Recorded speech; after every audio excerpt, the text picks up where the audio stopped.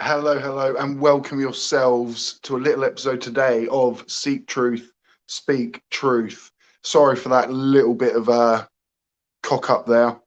Um, Bullet Bill, mate, if you're listening, I've sent you the link on Discord for the live stream, mate. So yeah, it's not via Discord. It really threw me off because he suddenly phoned me about 30 seconds before we went live, and then it was actually connected to a call and live at the same time. That will not be happening soon.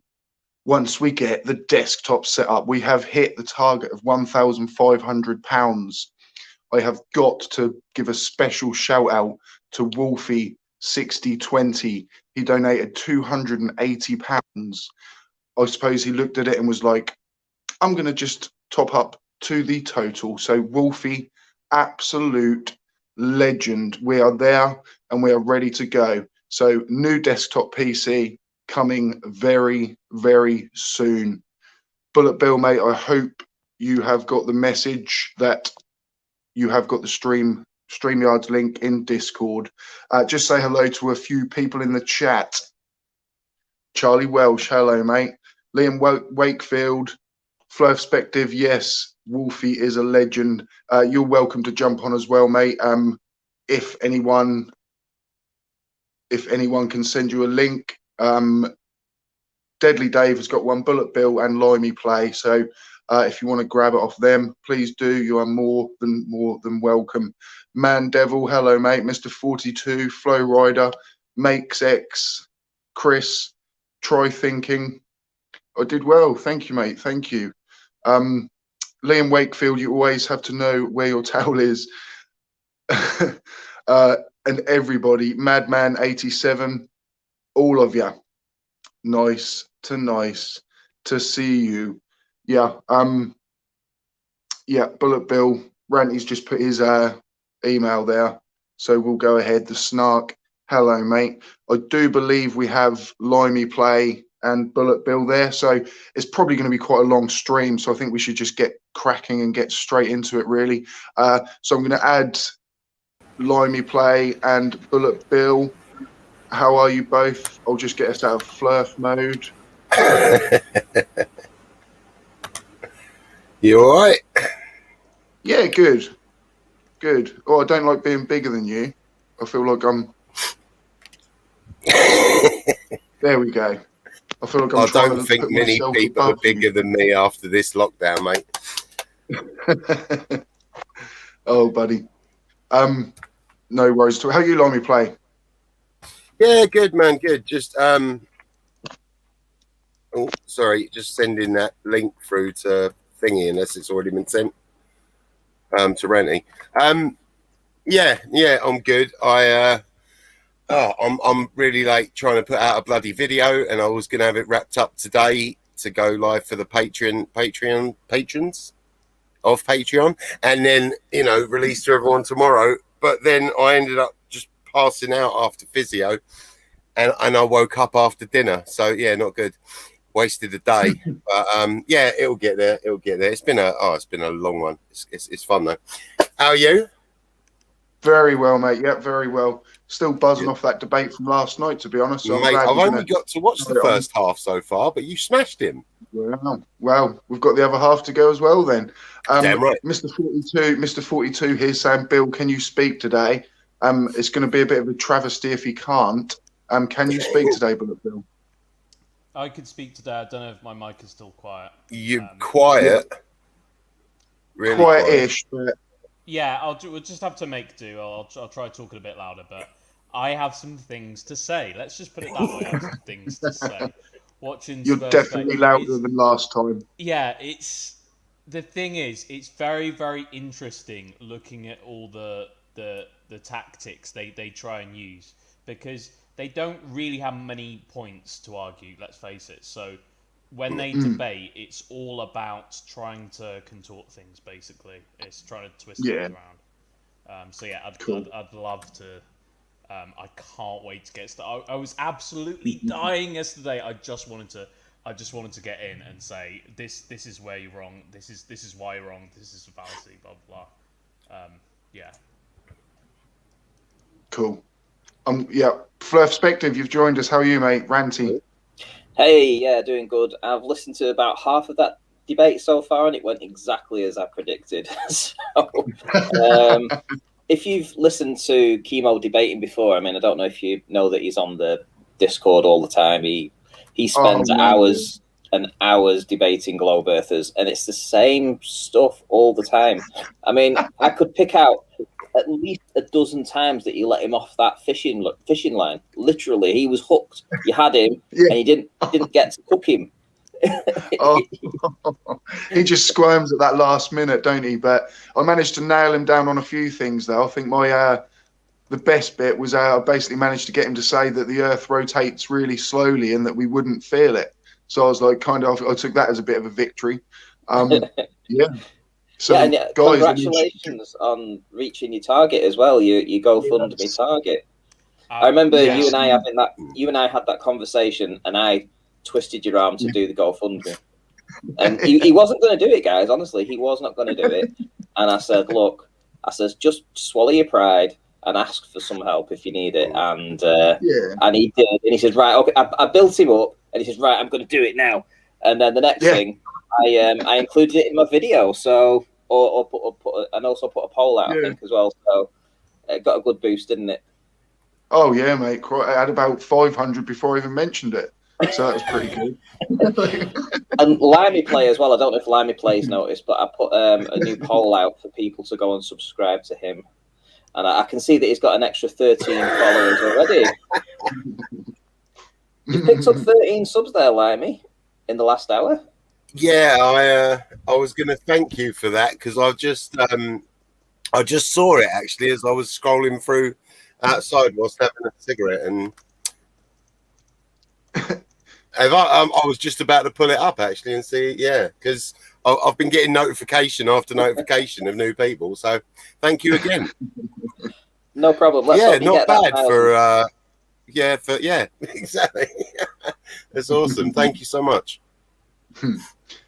Cool. I'd like to bring up on the actual thumbnail. There's a lady, Trish Blythe. She is a globe earther, I think, but she was like at the start.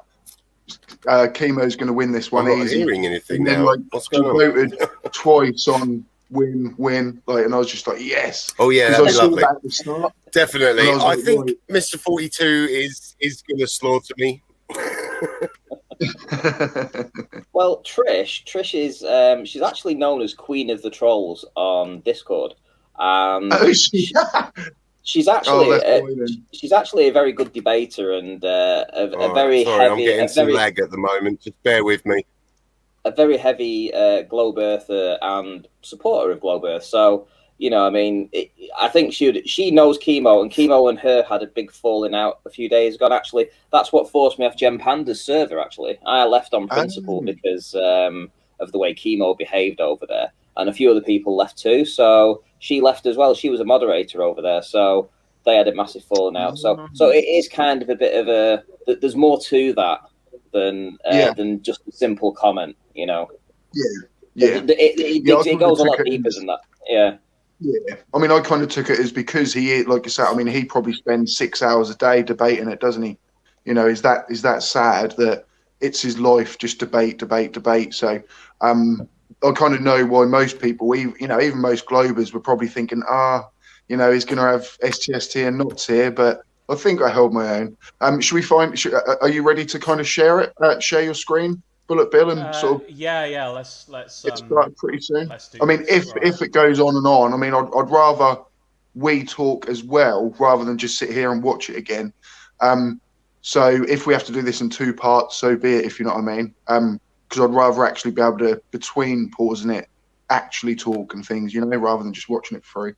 Yeah. No, that's absolutely what we're going to do. I'm going to try. Cool. This is where I'm going to have to try really hard to shut up, because as you all know, I don't often shut up. So we will.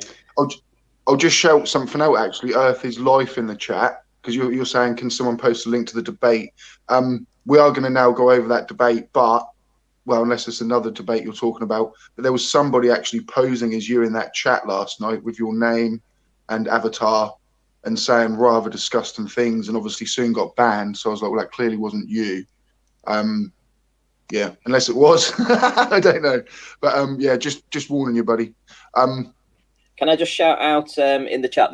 There's one person in the chat that I want to give a special shout out to, and that's Try Thinking. So thank you very much for going back and repeating that observation so many times and showing conclusively that the mountains in Blackpool cannot be possible on a plane. It's impossible. Thank you so much. You've literally saved me from spending the next few years being a flat earther. So I can't thank you enough. Well done, Bev. Thank you. Thank you, Bev. Thank you. I mean, we welcome Bev back. I mean, we need to get Bev back as well. You know, Bev is now the globe hero, isn't he? So yeah, you'll be welcome back, Bev. He didn't need to do anything more. He'd already done so well. He just, yeah. So what we're gonna do then? I've skipped straight to the part where it's the back and forth. I hope that's okay with you. Yes, mate. Yeah. Because that's where the meat of this is going to be. So right now I can't. We've done this before, haven't we? Do we get sound if I share my screen? Yeah, you should have the sound. It should have sound, yeah. So if it doesn't, that will kind of be a problem. But let's just listen.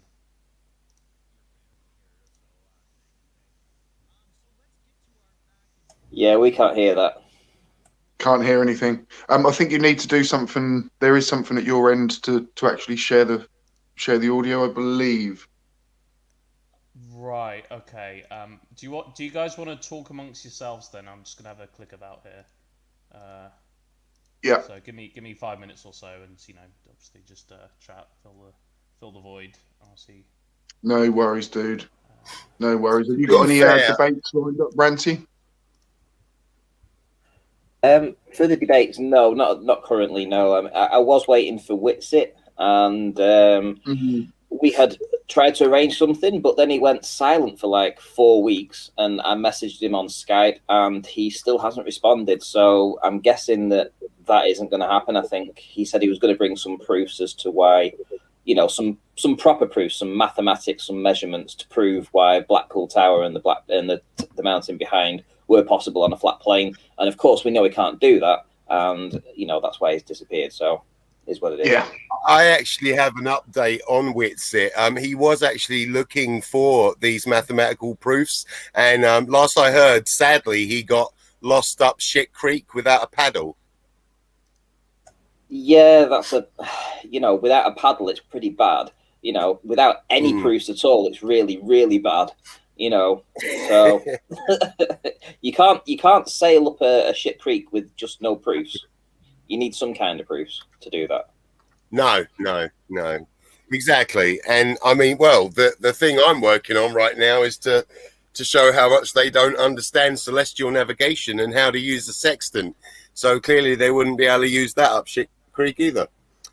It's all good. But on the other side of the coin, you do have flat earthers going out there and standing behind a sand dune and lifting the legs up to some tunes, which is clearly proven flat earth, right? I mean.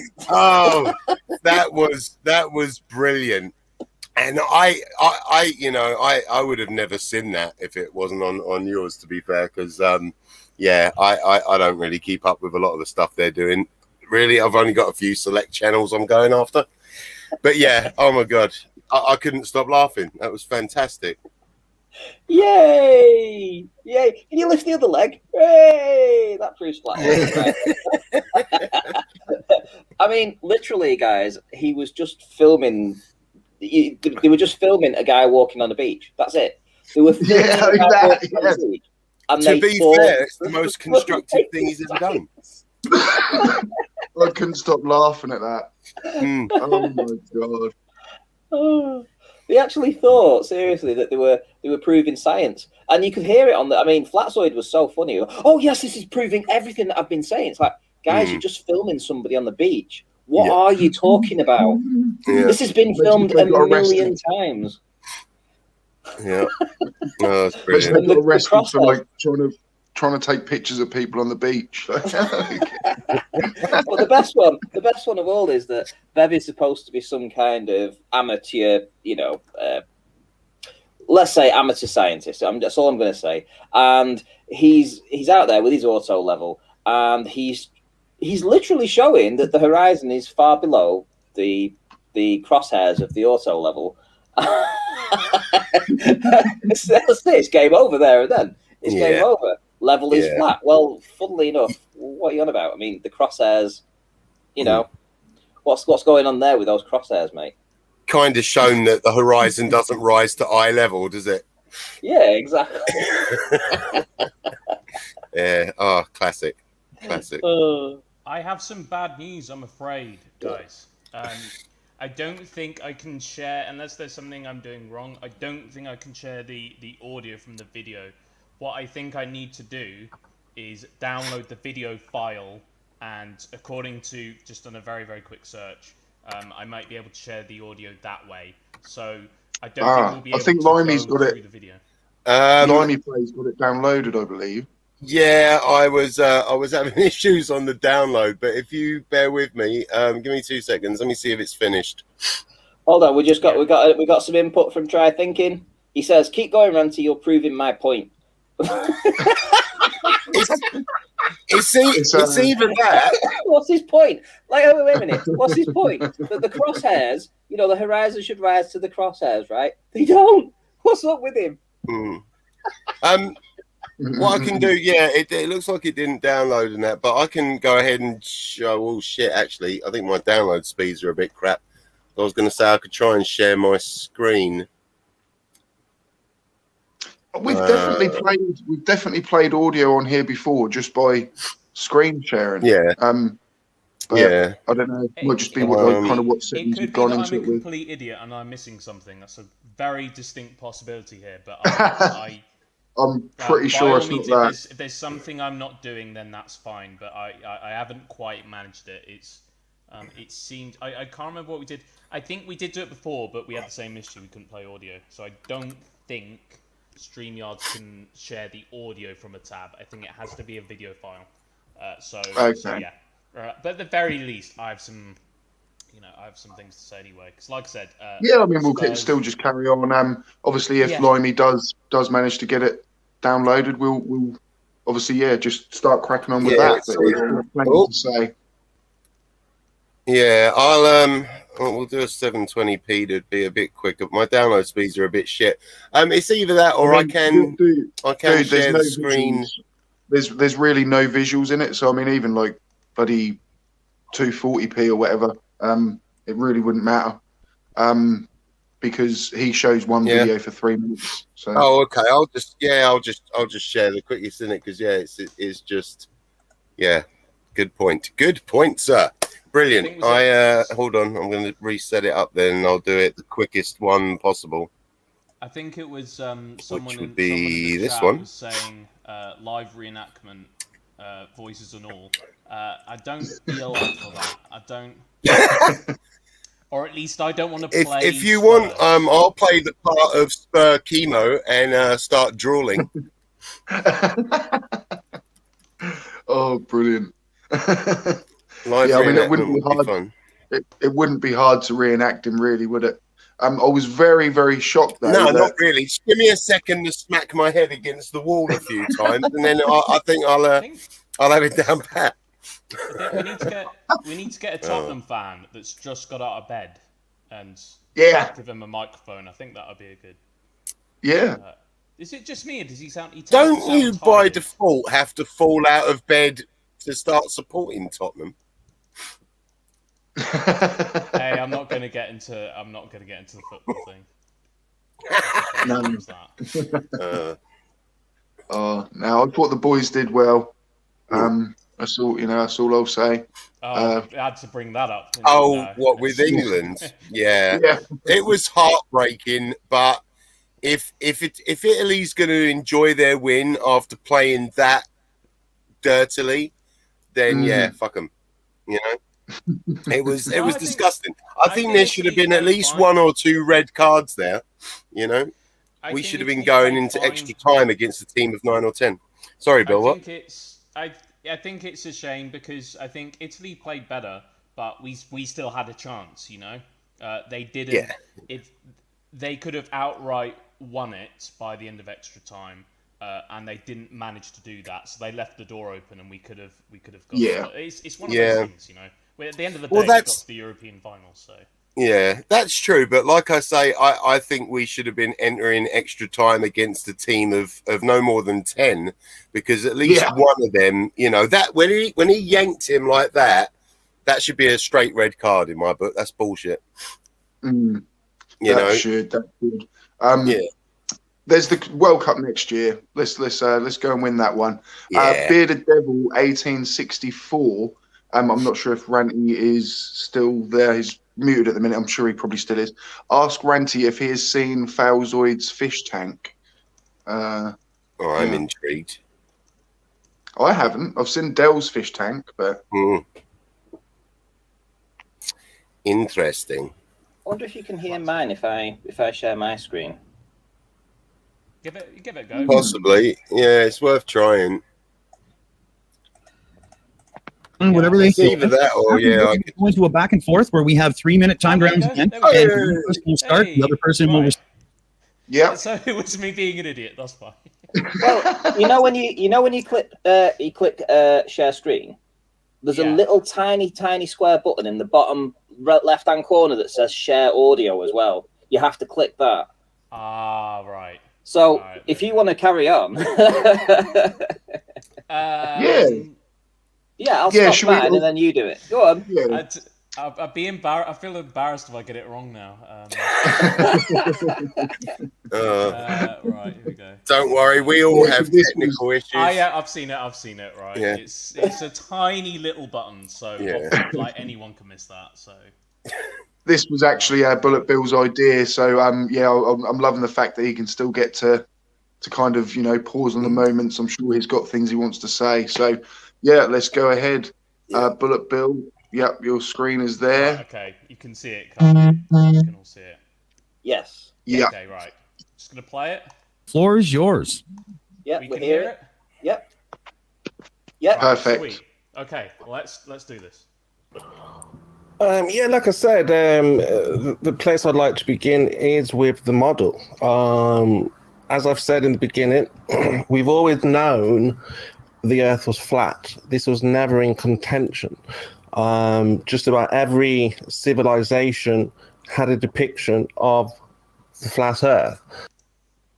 Right, okay, so there's a lot of times in this debate where he keeps talking about we've always known and people since ancient times.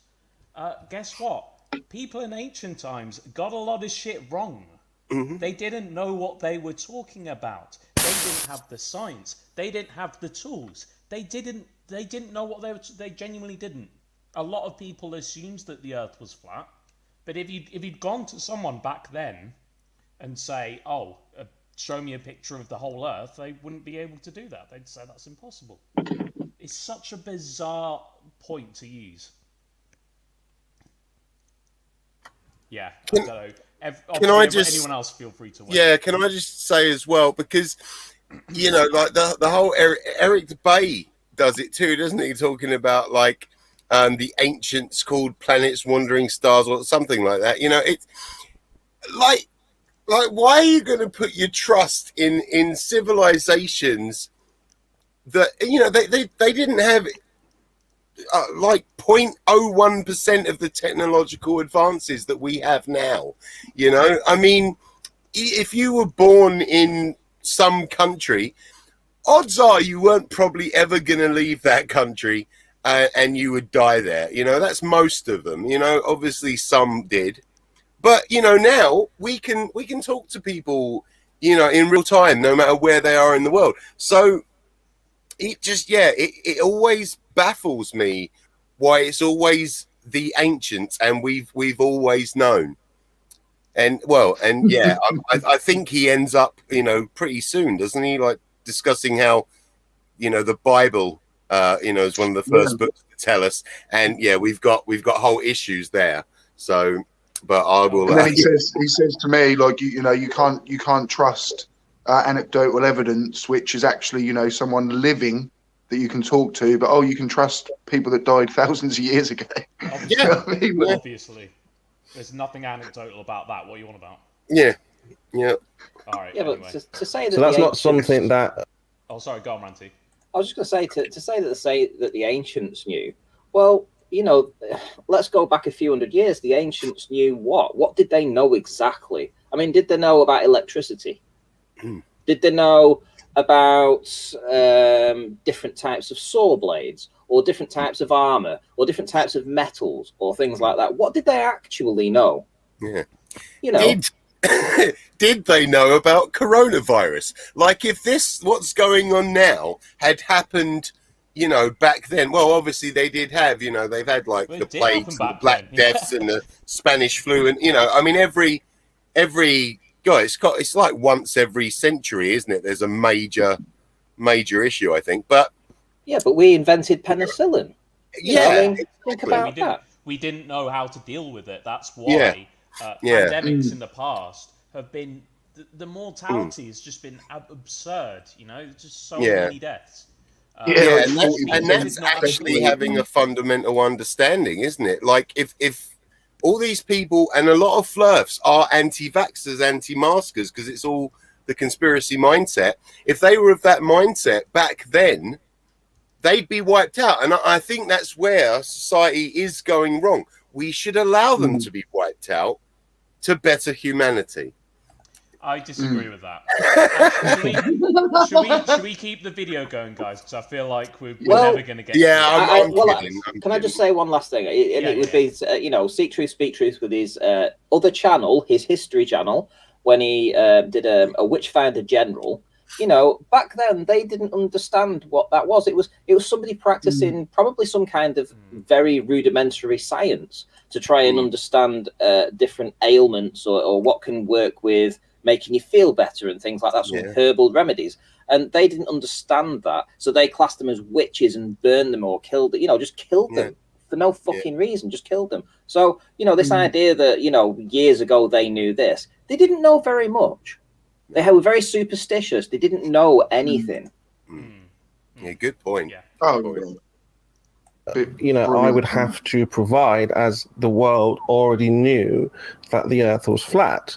Now, as I said, we fast forward several hundred years later, and for me, a bunch of guys came together and concocted a model to suggest that the Earth was a ball. There were no empirical measurements, no repeatable measurements. We look at Eratosthenes, for example. They put. Right. Okay. So when you say there were no measurements, and then you immediately mentioned the guy that made measurements. yeah, I love that bit. Flatzoid earlier though, he was saying like they're not measurements, they're calculations, and I was like, but you need measurements to make a calculation, like, and he's just like, no, they're calculations. It's not a measurement. They don't trust math, do they? Because Sleeping Warrior is the same. He's always like, well, no, you know, calculations aren't science. I'm like, all of the calculations we use are taken because we've proven it with experiments, and we create these calculations so that we don't have to keep repeating the same experiment. You know, like that's basically what it is, isn't it? But they don't. Oh, they don't trust anything. It's so sad. It really is. Put sticks in the ground. They were measured angles, and then assumed that this was because of curvature without actually measuring the physical curvature.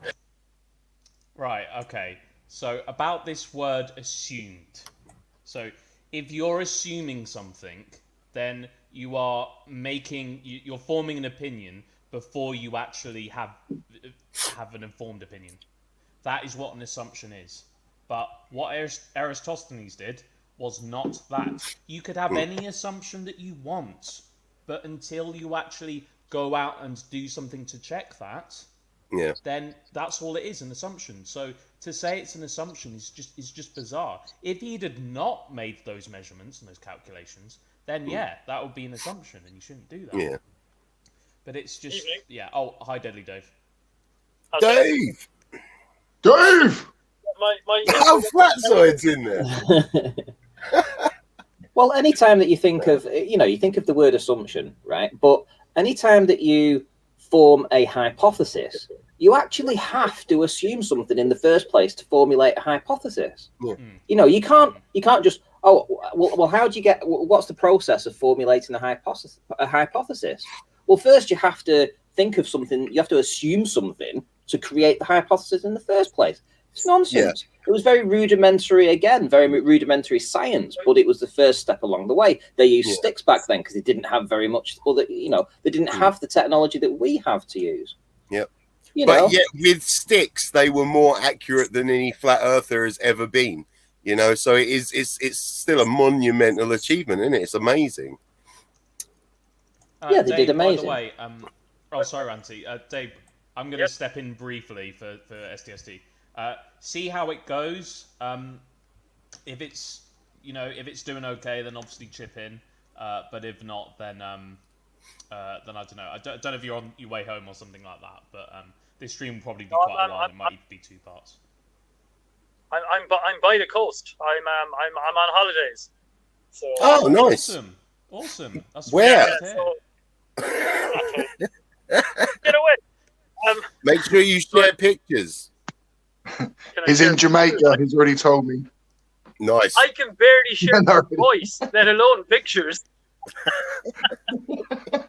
I was about to say, I mean, it probably you haven't heard about internet here. It would be great if you could turn your camera on, but it probably wouldn't it. But that's cool. I mean, like, possibly.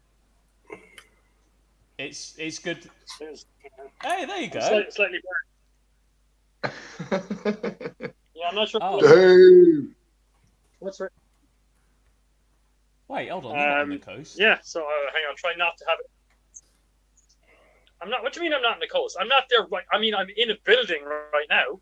I thought you were outside on the shore right now. Yeah, it's all frozen. No. I love that by Fred Bailey. Doesn't work. Oh no, Fred. Brian. Oh, that's a ban. That's a ban right there. Oh, I don't think Dave can see that either. So. Oh my god. We'll just pretend nothing happened. Let's just go back to the video. I thought, Bill. They assume the distance to. Yeah. Sorry, what I was thinking though was obviously if there is a specific moment that you'd like to talk, please do so. But should we try and actually, because they're only 3-minute rounds, aren't they? So should we try and kind of play the whole thing and then kind of talk about it, if you know what I mean? But like I say, if there is a specific moment, do it. But I think because otherwise we'll just never get through it. Do you know what I mean? Yeah, that's fine. We will. We shall hold our tongues. So here we go. The sun again. In the first 100 years, they assumed the sun was 1 million miles away, and then it went to 10 million miles away, 50 million miles away throughout the 500 years, and then obviously it's the 93 million miles that we're told today. Again, with no actual physical measurements, purely based on their best guess. You see, now. Like I said, I'd like to focus on the model. I brought up lunar eclipses. You brought up eclipses. I brought up eclipses. So we like to talk about the lunar eclipse. How do we explain a lunar eclipse? Do you understand how a lunar eclipse is supposed to work? What is the evidence for a lunar eclipse? I understand that the Earth shadow is what we see on the moon, but again, observations in the real world, I would suggest do not comport with that model. So like I said, I'm not going to dwell too much on any other subjects and kind of gunshot different points, because you were saying things like we should have papers, we should go to the media, we should have that Nobel Prize. But I mean, again, we can get into all of that obviously throughout the night. But for me, the most important thing is, do we have a working model? Now, you've obviously said yes. So I would like an explanation of how an eclipse on the globe works. So that's just me. That's me done there. All right. Can I just interject a second? It actually works very well, and only works because we live on a globe. You know, even the the ancients ended up working that out because the shadow cast on the moon, for example, was always curved, no matter where in the world you were or what angle it was coming at. So yeah, it's these ancients got smarter with time, something no Flurf has ever done, besides, the ones that are actually real truth seekers and end up finding their way back to reality. Well, Flatsoid's smart. He's got an IQ of 128, don't you know? Yeah, but you know what? I'm thick as shit, and last time mine was measured, it was 139. So, unless he's a flat earther with an IQ of like 180, He said that was a Mensa one as well, like an actual Mensa IQ test. He misspelled menstrual. Yeah. Can someone remind me, actually, was Flatsoid the guy who edited out that video to make the Earth appear flat? Yeah, 11 frame Flatsoid. That's the one. I thought that was the guy. Right. And he keeps denying it. But yeah, people have shown the videos. I'll put the link in a sec. But the other thing as well, there's a theme that's going to run through this entire debate that Spurs has started just now, and that was, can you explain to me this? So all throughout this debate, all he did was demand explanations, and all I could think of was, mate, you've been in this game for so long, why on earth are you going to a debate and just begging someone to explain these things to you? Do you not understand these arguments? Yeah. It's just absolutely bizarre. But Bill, one of the things that, again, I know others have said this as well before, but where I started with it was, and I knew, again, exactly what we were going to be facing with. And what we have here, again, is an absolute misunderstanding of where the burden of proof rests. And the simple matter is that, again, and as you alluded to yourself, Seek, a few times, I don't have to explain these things to you, and none of them have to be explained to you. You have to explain your position. My position is what the currently held position is by the majority. Therefore, that's the null hypothesis. If you've got something that comes in against that, it's up to you to bring the evidence with that thing you're bringing against it. And that's just how it works. And personally, I think where that started to go wrong was in the title of the debate. Because a debate can't have a title that's yada yada versus yada yada. That's not how it works. You have to have, this is the point, and somebody's for it and somebody's against it. And we already ended up in a very kind of, it left room for too much nonsense, which is what happens. Yeah. Okay, let's get on with the video. Sorry. So let's see here. I will do the exact same. 3 minutes on the clock. It's your retort here, response, whatever you want to say there, and seek truth, speak truth. The floor is yours. Cool. Yeah, I mean, a lunar eclipse is literally one celestial body blocking another celestial body in the sky. You can literally look at it with your own eyes, and it is one of the greatest proofs, certainly, that the Earth is not flat, and certainly that there is no close and local moon, which most flat earthers would claim to be true. I would love an answer as to how a lunar eclipse works on a flat earth, because as stated before, on the model or the thing that we see that matches reality, there's a perfect explanation of lunar eclipses. So yeah, I'd like to press maybe for an answer on how lunar eclipses would work on a flat planet with a close and local sun, if that's what you claim. You probably won't. I mean, I'm just trying to understand. Yeah, we can do. Is it? Hold on. Oh, yeah. Oh, sorry. Hold on. Yeah. Time around. So let's let him finish here. I'll put a few seconds back on. Yeah, and I mean, but I can't see why anyone would think you shouldn't be going to the media and going places with flat Earth. When I was a flat earther, that is all I was thinking of, was we've got to get together as a group of people and come up with these models. How can we explain exactly what these guys are explaining? And the second I did realize, we can't explain anything, that was when I obviously realized the Earth therefore cannot be flat. But if it is a possibility, why is nobody going further than just posting and putting videos on YouTube? I think that's a point that should be brought up.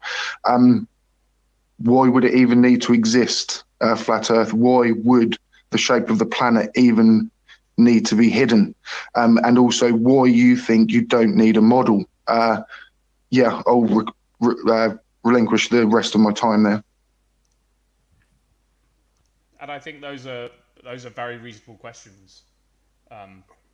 You're not going to get answers for them, I'm afraid, but yeah, very reasonable indeed. Cheers, dude. Thank you. The thing with Chemo is that he debates all the time, and he debates probably some of the most experienced globe Earth debaters every single day.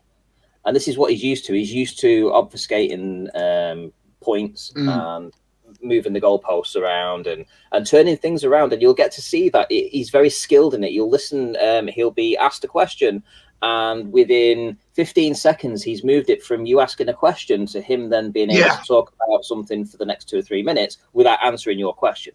And you'll see this. Yeah, he is a master of just slipping out of it, isn't he? Like you say. On all flurfs seem to have this skill. It seems like they're all trained in the same boot camp, isn't it? Because Nathan Thompson is ridiculously crap, in most ways. But he, they slip out of it in the sort of guise of calling out, incorrect fallacies and I don't know how to explain it, is it? But it's basically.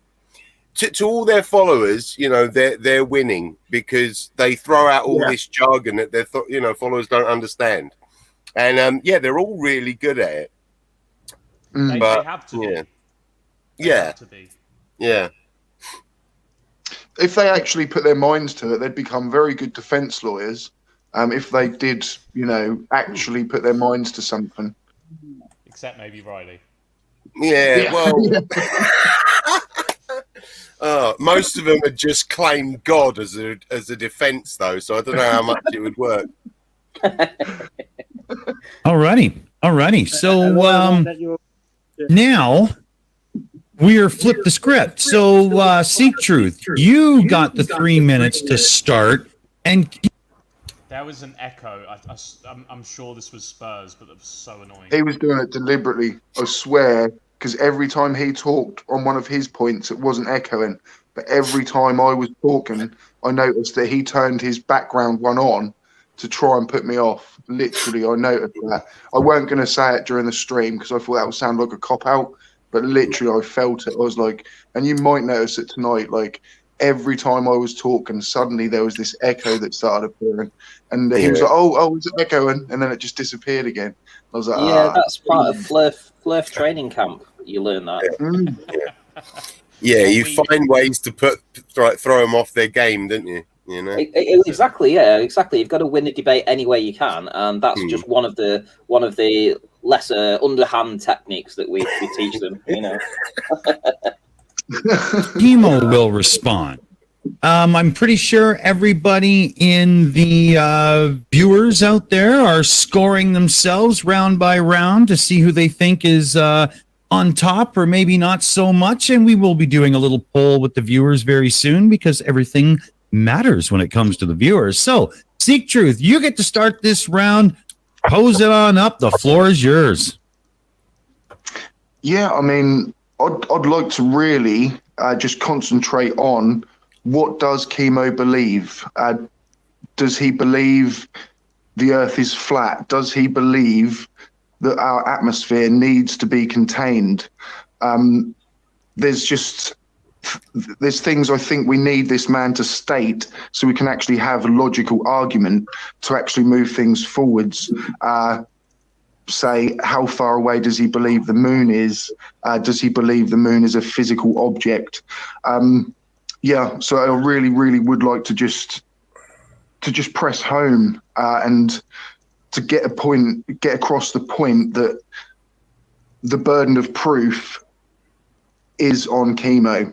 It's accepted within science, within academia, that we live on a globe. So it really is up to chemo and the flat earth guys to get together and actually start changing people's minds away from YouTube. But I'd like to ask basically 2 real questions, and I'd like him to answer. Does he believe the moon is a physical object, and how far away does he think it is? All right. Relinquishing the time. Okay.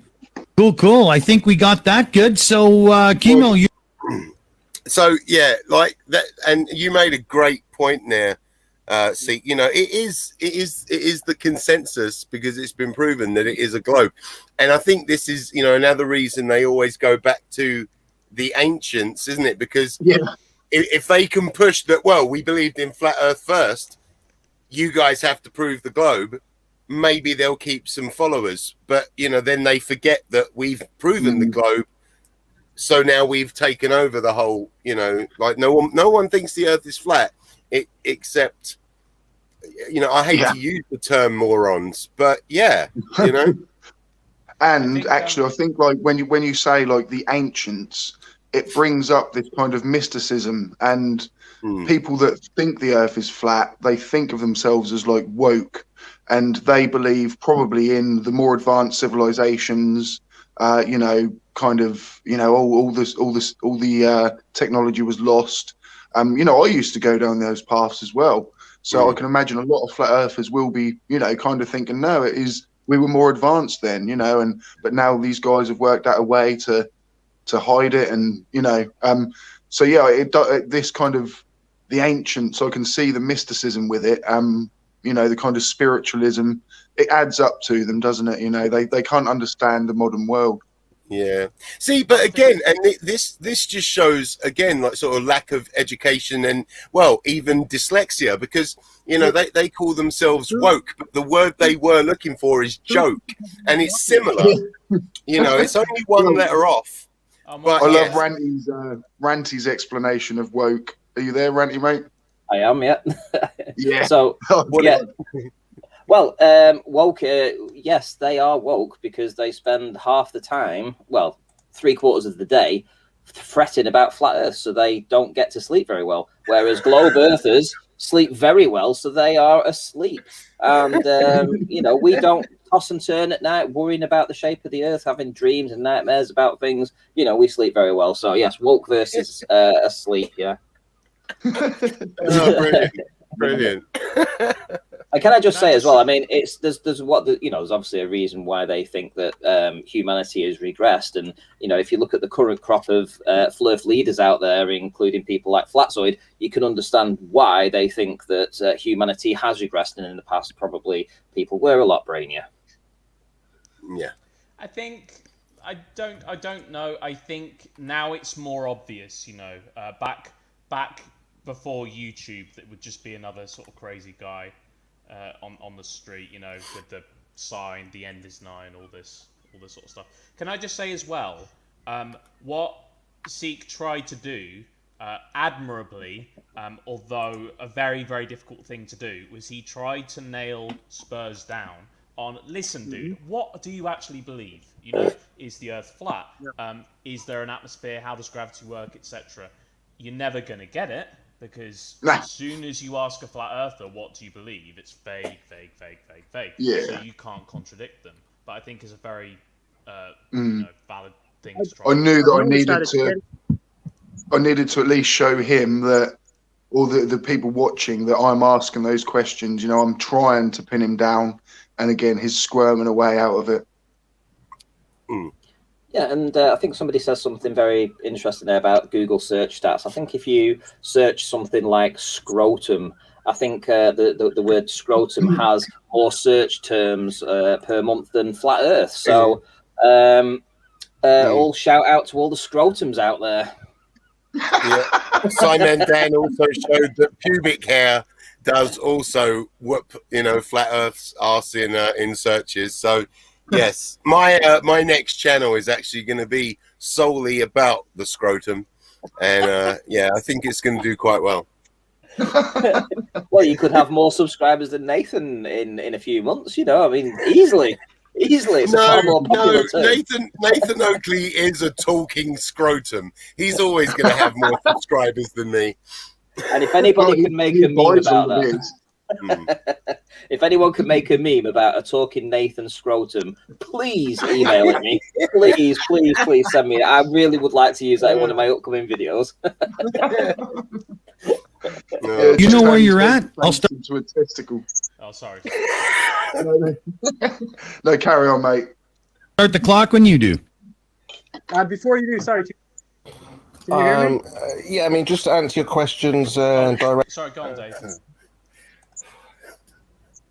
Sorry, I was just going to say, lads, my internet is terrible. I'm out of sync with Ollie. I'm going to bail and just watch it, and I'll comment the next time I'm near a PC. Okay, no worries, Dave. Cool. Sorry. Yeah, enjoy your holiday, mate. We'll probably do part 2, right. like on Monday, something like that, dude. So, join us then, mate, because I'm sure we won't get through the whole thing tonight. No worries, bud. Cool. Catch you then. All right, see you, Dave. Correctly, is the moon physical? It looks physical. We have no idea. We haven't been there. We would need to go there to verify it. How far is the?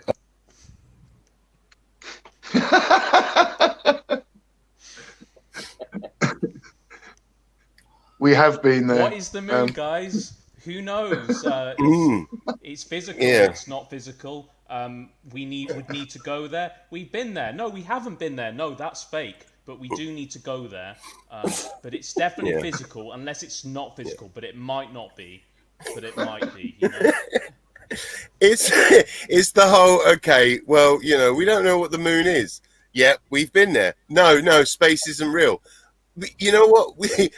We can't explain why the atmosphere stays stuck to Earth. Yes, we can. We've got gravity. No, gravity isn't real. Like, if they can't form a decent argument against it, it is just deny, isn't it? Yeah. And even if you're going to deny, at least have a position. I actually miss the days with. It's weird that I'm saying this, but I miss the days when flat earthers would actually get out the AE map, with the sun and the moon and that. Because you know what? At least they were actually saying, "This is what we think. This is our go." Yeah. Now it's all come down to I didn't claim that, I didn't say that. No, I'm not making any claims. Because they know then that, well, what can you debunk if they're not claiming anything? It's come to that. Like, oh, I'm not saying. They're basically going, I'm not saying anything. Leave me alone. Like I was having a big back and forth argument with multiple flirts in one of DITRH's comment sections, because of the whole all space pictures are CGI argument. And they always seem to forget that 1972 we took a picture of Earth with an actual camera, and we didn't have digital cameras. It was a proper old school camera. And then 1967, 5 years before that, we had satellites in orbit taking, proper pictures of Earth. Yet, it's all CGI. Hebrew is NASA. Oh, that's brilliant. Flow Rider, fucking love that. Hebrew is NASA. Not even NASA is Hebrew. Just Hebrew is NASA. Oh, that's the best thing ever. Yeah. Oh my God, I got a screenshot there. Oh, damn it. Can you put it back up for 2 seconds? Yeah. I need to screen grab that because that's awesome. That's it kind of confused me for a second as well. I thought, wait, what? Oh yeah, I get it. Yeah. Oh dear, that's brilliant. Oh my God. Back to the video. Yeah. The moon, again, it looks local. We haven't measured it. No one's measured it that we know of. So we'd have to measure it. To go over your other points, you said about the atmosphere. Well, what about the atmosphere? What do we know about the atmosphere? That would be the question I'd have back to you. You're saying that I need an argument. Well, not quite, because once we falsify... I don't need an argument. Yeah, no. It's just waffle, Literally, isn't it? I don't need an argument. What the hell? I don't need an argument. It's a debate. Does Spurs know how the debate works? Does he think it's just show and tell or something like that? I don't need an argument. Well, he doesn't need an argument if it's going to be anything going against what he says. Yeah, I mean, to be fair, he doesn't bring an argument, so he does follow through on what he says. What's also interesting is, when you're talking about they don't know about the moon and stuff like this, and they talk about the black swan. Well, if I asked you guys on the panel right now, what color is the sky? I mean, I think even if I asked it and people in the chat decided to leave a comment of what color they think the sky is right now, I'm going to give them 5 seconds just to write a color down. And I think for the most part, most people will say it's blue. Obviously, some people will say it's black, because at night time, it could be black. But for the most part, it'll be blue. But then again, you also see times when it's misty and white. It's sort of like whited out. So in other times, you could also say that it's white. So the idea that you can turn around and say that one image is a black swan, meaning all the other white swans are now irrelevant, it makes no sense, because to the layman, most people know that the sky is blue. Yeah, I'd ask for what time of day you'd like the colour for. Fred Bailey's got this right. Bailey's got this one right. What colour is the sky? Hello, fellow Brit. Yeah. You can tell who lives in England, can't you, at the minute? Oh my god. It's nice weather actually right now. I'm sorry, I'm not. Well, today, yeah. But less of the weather. Bad idea to bring up the weather when there's British. Actually, can somebody Google what colour is the sky? I mean, hang on, I'm going to do it. What colour is the sky? Oh, I did it on Bing, and it's blue on the moon or on Mars, and it's like, okay, Bing, being a bit of a hipster search engine. Well, you didn't ask what planet. Well, in Google, it says a cloudless sky in the daytime appears blue to the human eye. There you go. Yeah. So if you see it white, does that mean that so if you see a white or a grey sky, does that now mean that the sky isn't now blue? Yeah, it's very dumb. That's a good way of explaining how dumb that argument is. It's like, because the black swan fallacy, I don't think it's what flat earthers think it is. Because the adage goes that. All swans are white, and then you find a black swan, and then that's no longer true, or something like that. But it doesn't, it doesn't mean you've debunked anything. It just means you have to change your mind slightly. Yeah, it doesn't invalidate all the other white swans, does it? No. Okay. Not at all. Well, that's what I mean about the moon. Just because just because they're talking about the moon, that's why I brought that up. Yeah. Dependent of replacement.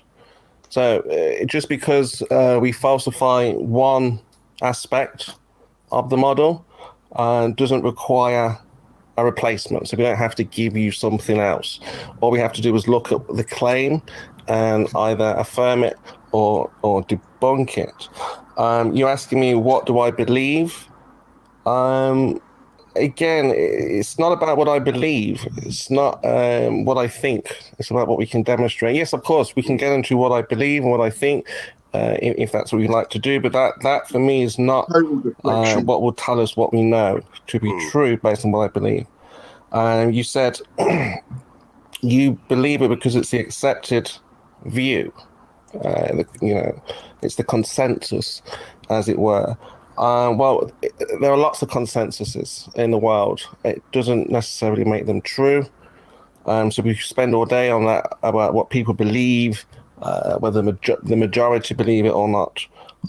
So again, that doesn't really make it true. So yeah, in terms of the moon, it looks like it's physical, like I say. But I after today, we'll see that the moon has its own light and cannot possibly be. And this is a little off topic, but you know, when he's talking about it doesn't matter what I believe. Did anyone else start, you know, playing like the scenes from A Few Good Men in their head? You know, it doesn't matter what you believe; it only matters what you can prove. I don't know. Just yeah, sorry, it happened. But while we're on it, isn't he about to talk about the moon's cold light? Yeah, I know he doesn't actually bring it up. That's been, you know, that's been dropped. I want to do a video actually of what I've noticed that has been dropped from the script, like as time has gone on. You know, it has really just thinned out and thinned out and thinned out. Bullet Bill actually suggested that earlier, actually, with say pulling out the AE map and such. But honestly, like, coming from it from, you know, obviously I wasn't in there nowhere near as long as Ranty. I think it was probably a flat earther for probably at least 2 years before I ever even found it. But even I can notice like how it's just slimmed to basically, it's, you know, like you say, black swan images, and it's still being brought up. Like, what is it, nearly 2 years later? I mean, yeah. No, it's just the Black Swan one just cracks me up because it's a picture that proves we live on a globe. You know, it proves Earth curvature and it demonstrates refraction, and yet they still use it as a proof of flat Earth. But no, that would be an excellent video. I would love to see that, mate. Definitely do that. I would like to see that as well. The double dipping sunsets with a drone are also quite devastating for the flirts out there. I don't know how many times they need to see that. Like, are they hoping that one day they're going to see a sunset and then not? Yeah, I like those videos. Actually, I was watching. I can't remember. It was a Brian Cox one, and I think most people know Brian Cox is a physicist on TV all the time. But he, on one of his documentaries, he was in, and I don't know if any of you seen this, but he was in a jet fighter, you know, this very, very fast, really impressively engineered, you know, plane. It's an incredible thing. And they were actually chasing after the sun. And the sun set, they traveled faster than the rotation of the Earth, and they saw the sun rise. I have seen that, yeah. Yeah, it's incredible. That's awesome. Yeah. They catch it up again, don't they? Yeah. Oh, that's so cool. Okay, let's get back on with this. Reflected sunlight, and for the distance, like I say, the sun and the moon is as it looks local. So the distance, again, I wouldn't want to assume because I haven't made those measurements. Yes. Okay. I love the way. Can we stop? Sorry, can we just go back to at the end how he ends that, and he just goes, "Yes." It just sounds so okay. Like he's so happy with himself. Yes. It's a bit of a Cerberus Snape, isn't it? Listen, made those measurements. The smugness of the flat earther. Yeah, no, just.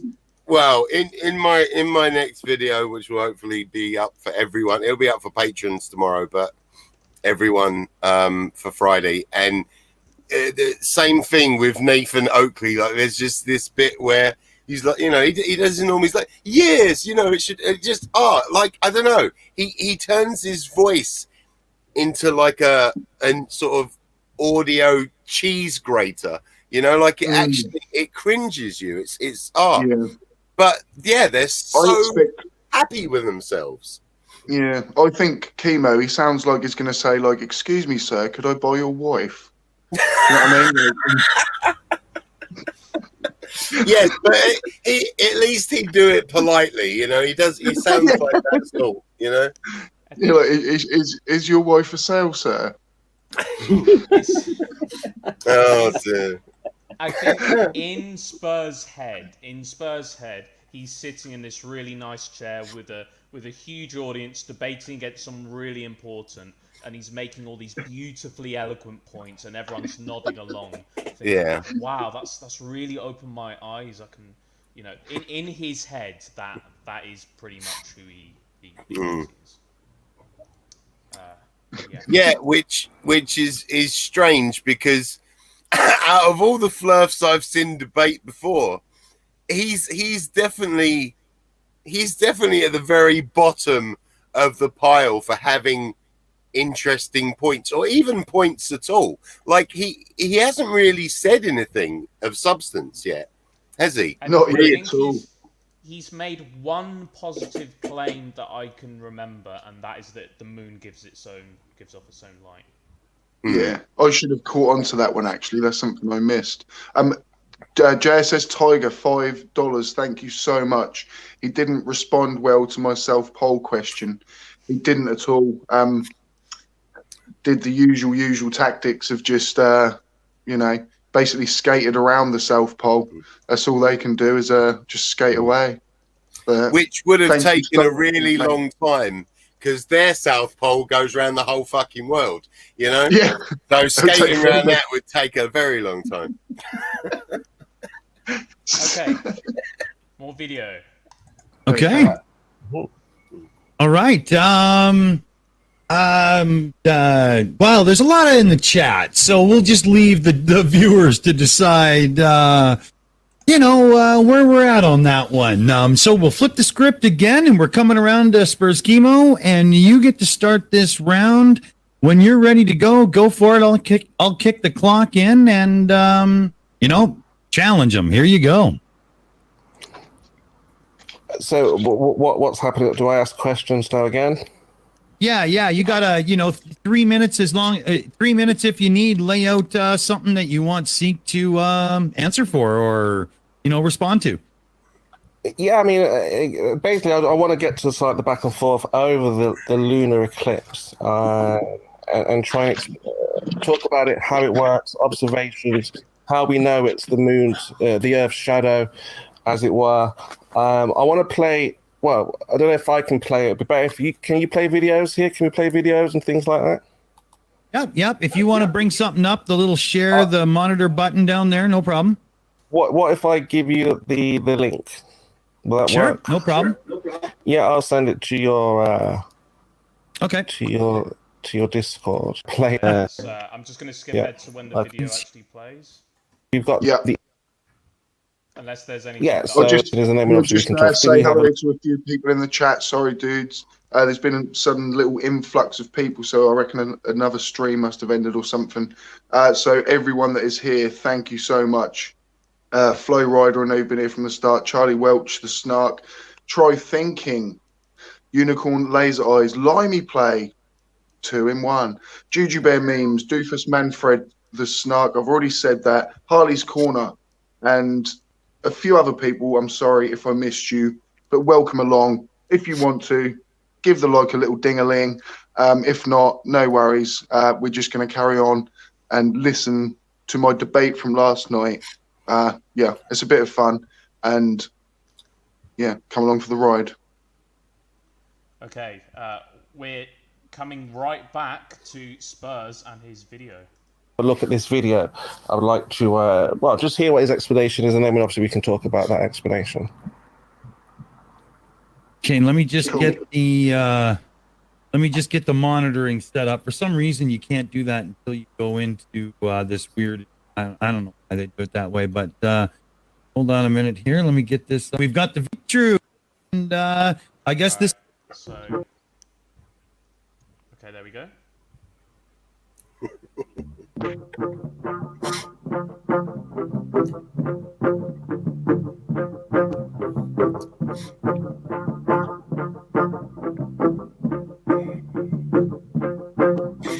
Can I just say something real quick?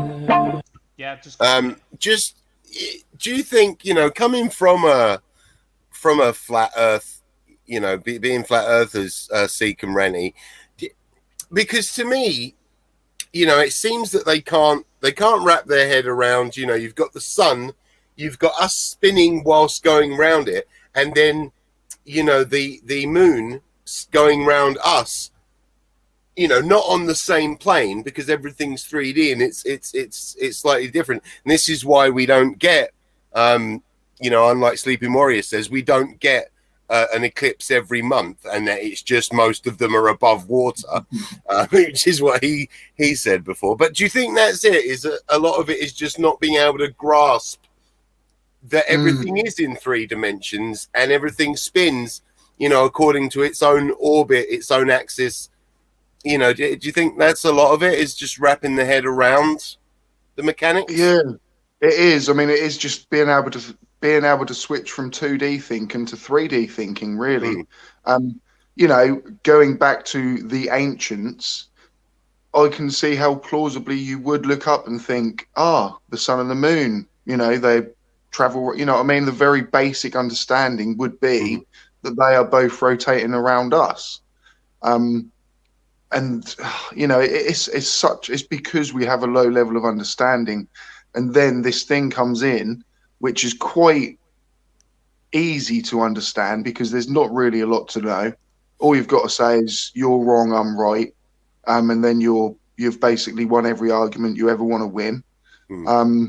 Yeah. So to me, you know, me specifically, I couldn't think in 3 dimensions. And then suddenly when I flipped and was like, shit, like, you know, I looked and was like, shit, that is the moon reflecting sunlight. You know, and these little things, they just click in your head, and then suddenly, bang, the Earth can't be flat. Like, it just clicked. Yeah, you bring up another interesting point there, is, you know, once you learn it, all you've got to do is admit that you were wrong, and then you can accept it. And I think that's their main hurdle, is most of them, they can't admit that they're wrong, you know. But the thing is sad. I mean, being wrong, I think, is one of the most amazing things in the world, because if you were right about everything, there's nothing to learn. And, you know, going through life, gaining more knowledge is what makes life worth living, you know, among other things like love and alcohol, you know. But yeah, like, that's it, isn't it? Is if they could drop that shield of arrogance for a little while and just think, you know what, maybe I am wrong about this. Maybe I should actually research the correct, you know, what they're being provided. Yeah, think, it's a scary place for them. Yeah, talking about, you know what I mean, like, you're talking about 3D, you know, being able to think in 3D and things. That's difficult for a lot of people. That's just hard. But that's why in science we use things like models and diagrams all the time, because they make things much easier. I can speak, you know, I used to teach this stuff. It makes things a lot easier. But then you can't win, can't you? Because as soon as you bring that out, flat earthers, cartoons, you know. So he's just trying to help people understand. But yeah. Back to the lunar, this video. I'll be right back.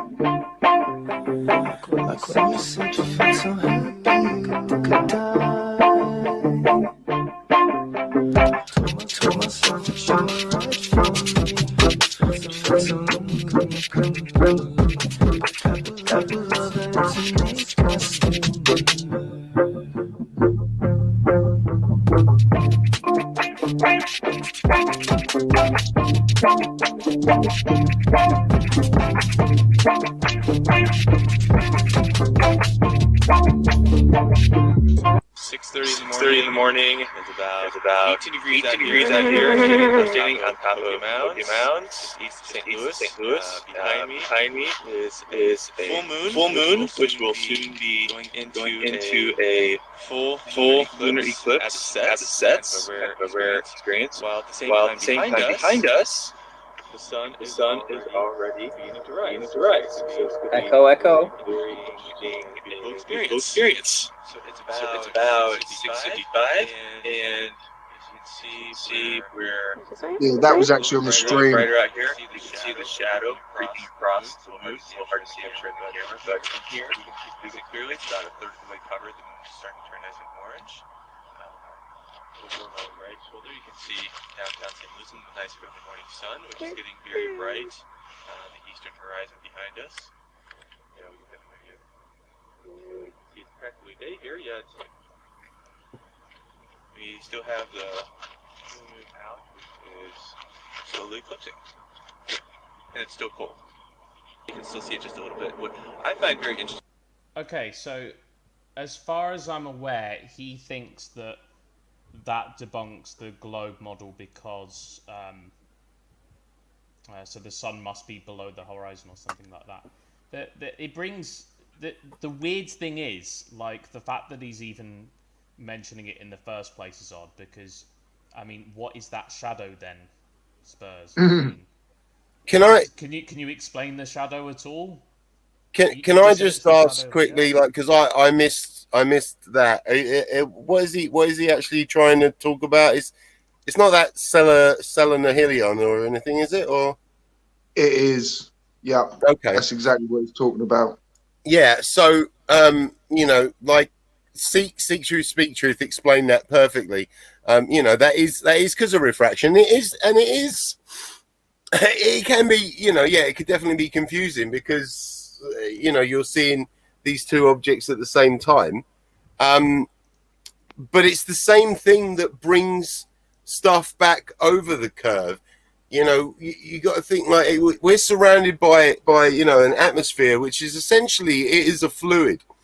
You know, and especially, well, because you're coming sort of around the curve, with these things, and they've gone over the curve slightly.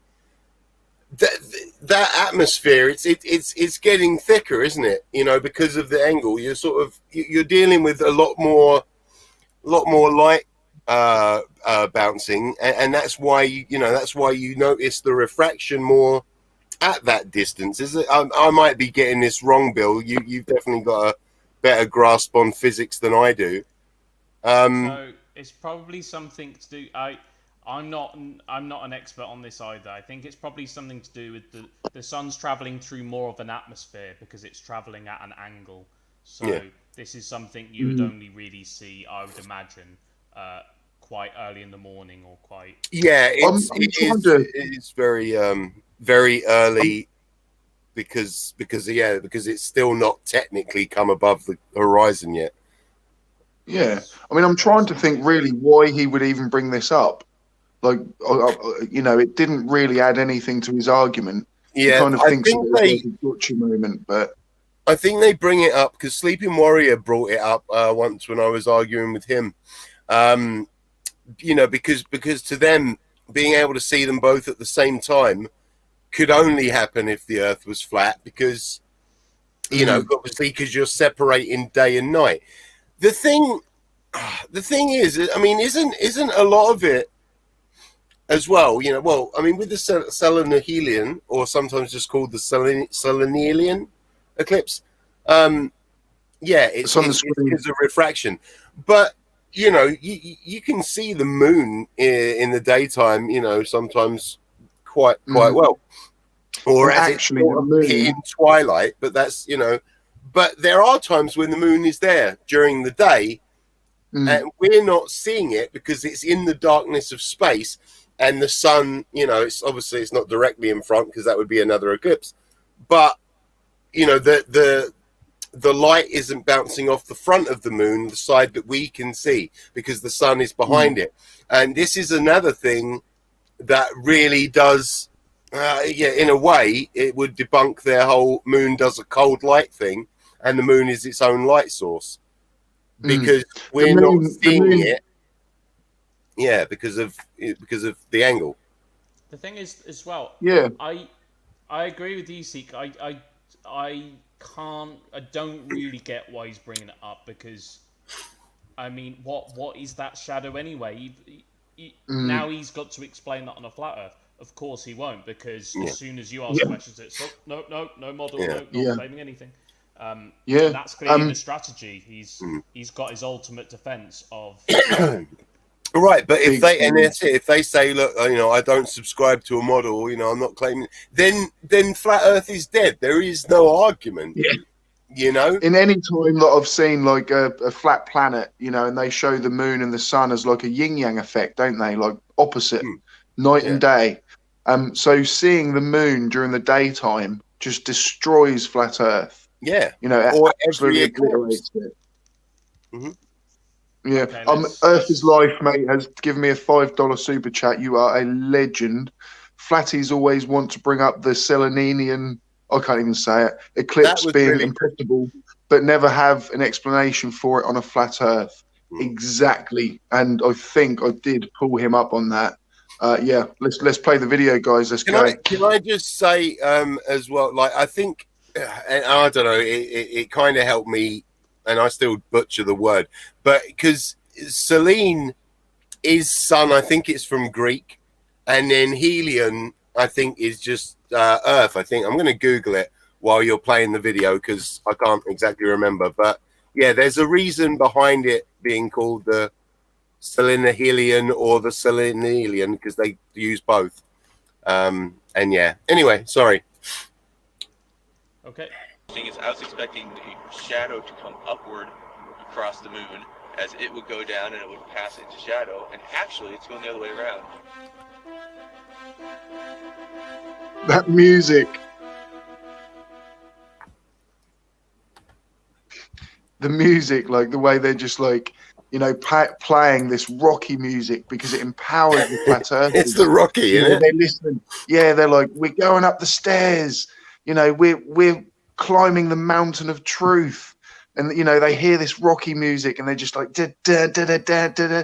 And, it just builds them up. Like, that's how it happens. That's how it works. It's part of the indoctrination.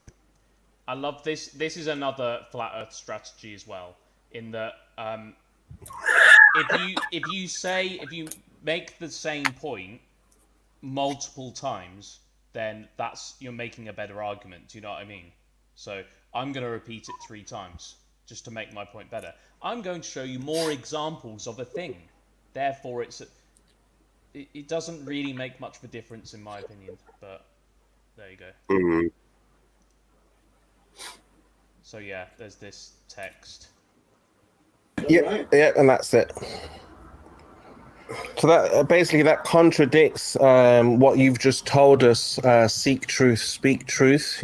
We've got the sun and the moon at the same apparent is it horizon. like learning through How is repetition? that explained in your model? Quite perfectly, easily. I think it's known as a Senelinian, something like that. Might have pronounced it wrong. Say but it is perfectly like you say, explained, it's got that bit in and it is due making to the Earth refraction. shadow theory impossible. Like I say, the solar system is huge. So these things are so far away. The tiny globe in between. It's just an effect of our own atmosphere, and that is exactly perfectly explained on a globe, and there is no explanation again. I mean, how would you explain that on a flat Earth, Spurskimo? I'll ask you that, obviously. Yeah, I mean, it's impossible. The moon is a perfect thing to explain where we live. Spurs didn't claim, but he said he assumes that the moon is close, as it looks close and local. But there are observations that you can make that will quite easily rule out a close moon.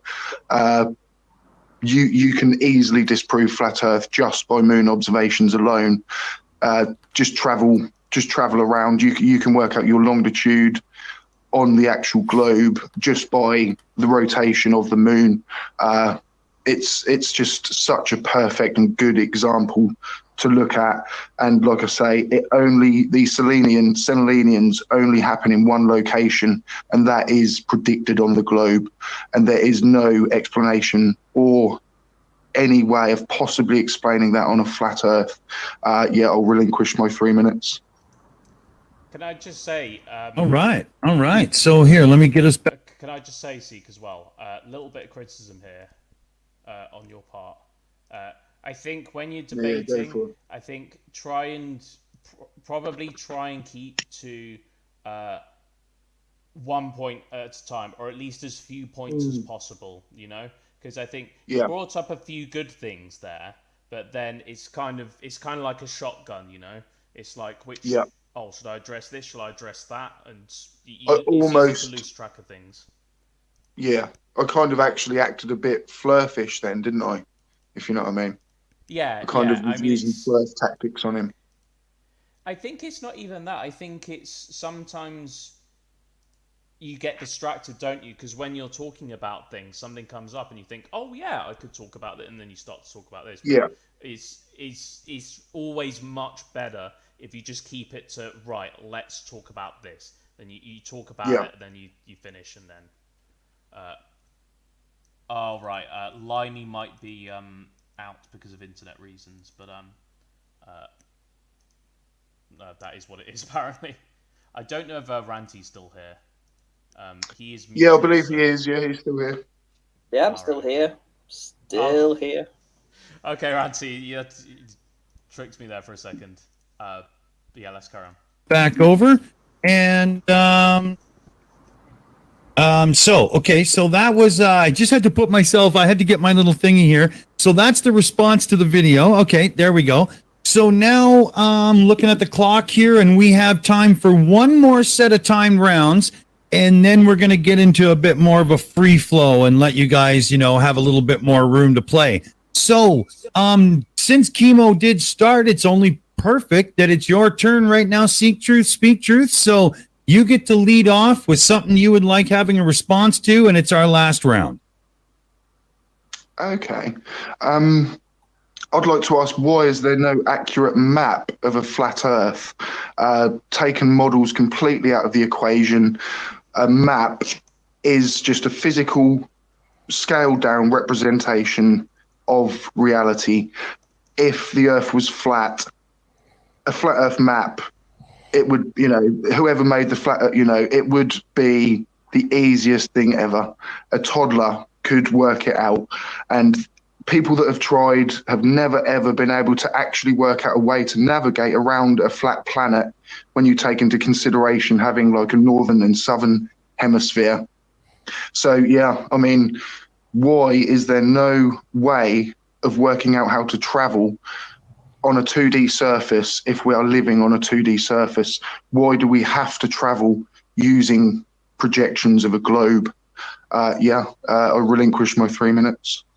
Right, and this point here is okay. Alrighty, so this is perfect proof of what the flat earthers do. And everyone in this argument must take note of what's just about to happen right now, because there are people in the chat that have also excelled in this particular tactic. Try thinking in the chat right now is just one of these, and I've heard him debating before, and he's just exactly the same as the Spurskimo type. He won't answer a question, and he'll try to divert it back to something else because they don't like the toes being held to the fire. They don't like to answer questions. So you're literally just about to listen to Flurf 101. This is Flurf 101, how to squirm out of a debate question. I don't know if it's coming up now or a bit later, but there's absolute gold from Spurs coming up. I don't know when. I think it's coming. It just gets better and better from now, to be honest. Right. And I start getting warmed up. Like, I'm starting to realise, like, actually, he's easier fodder than I thought.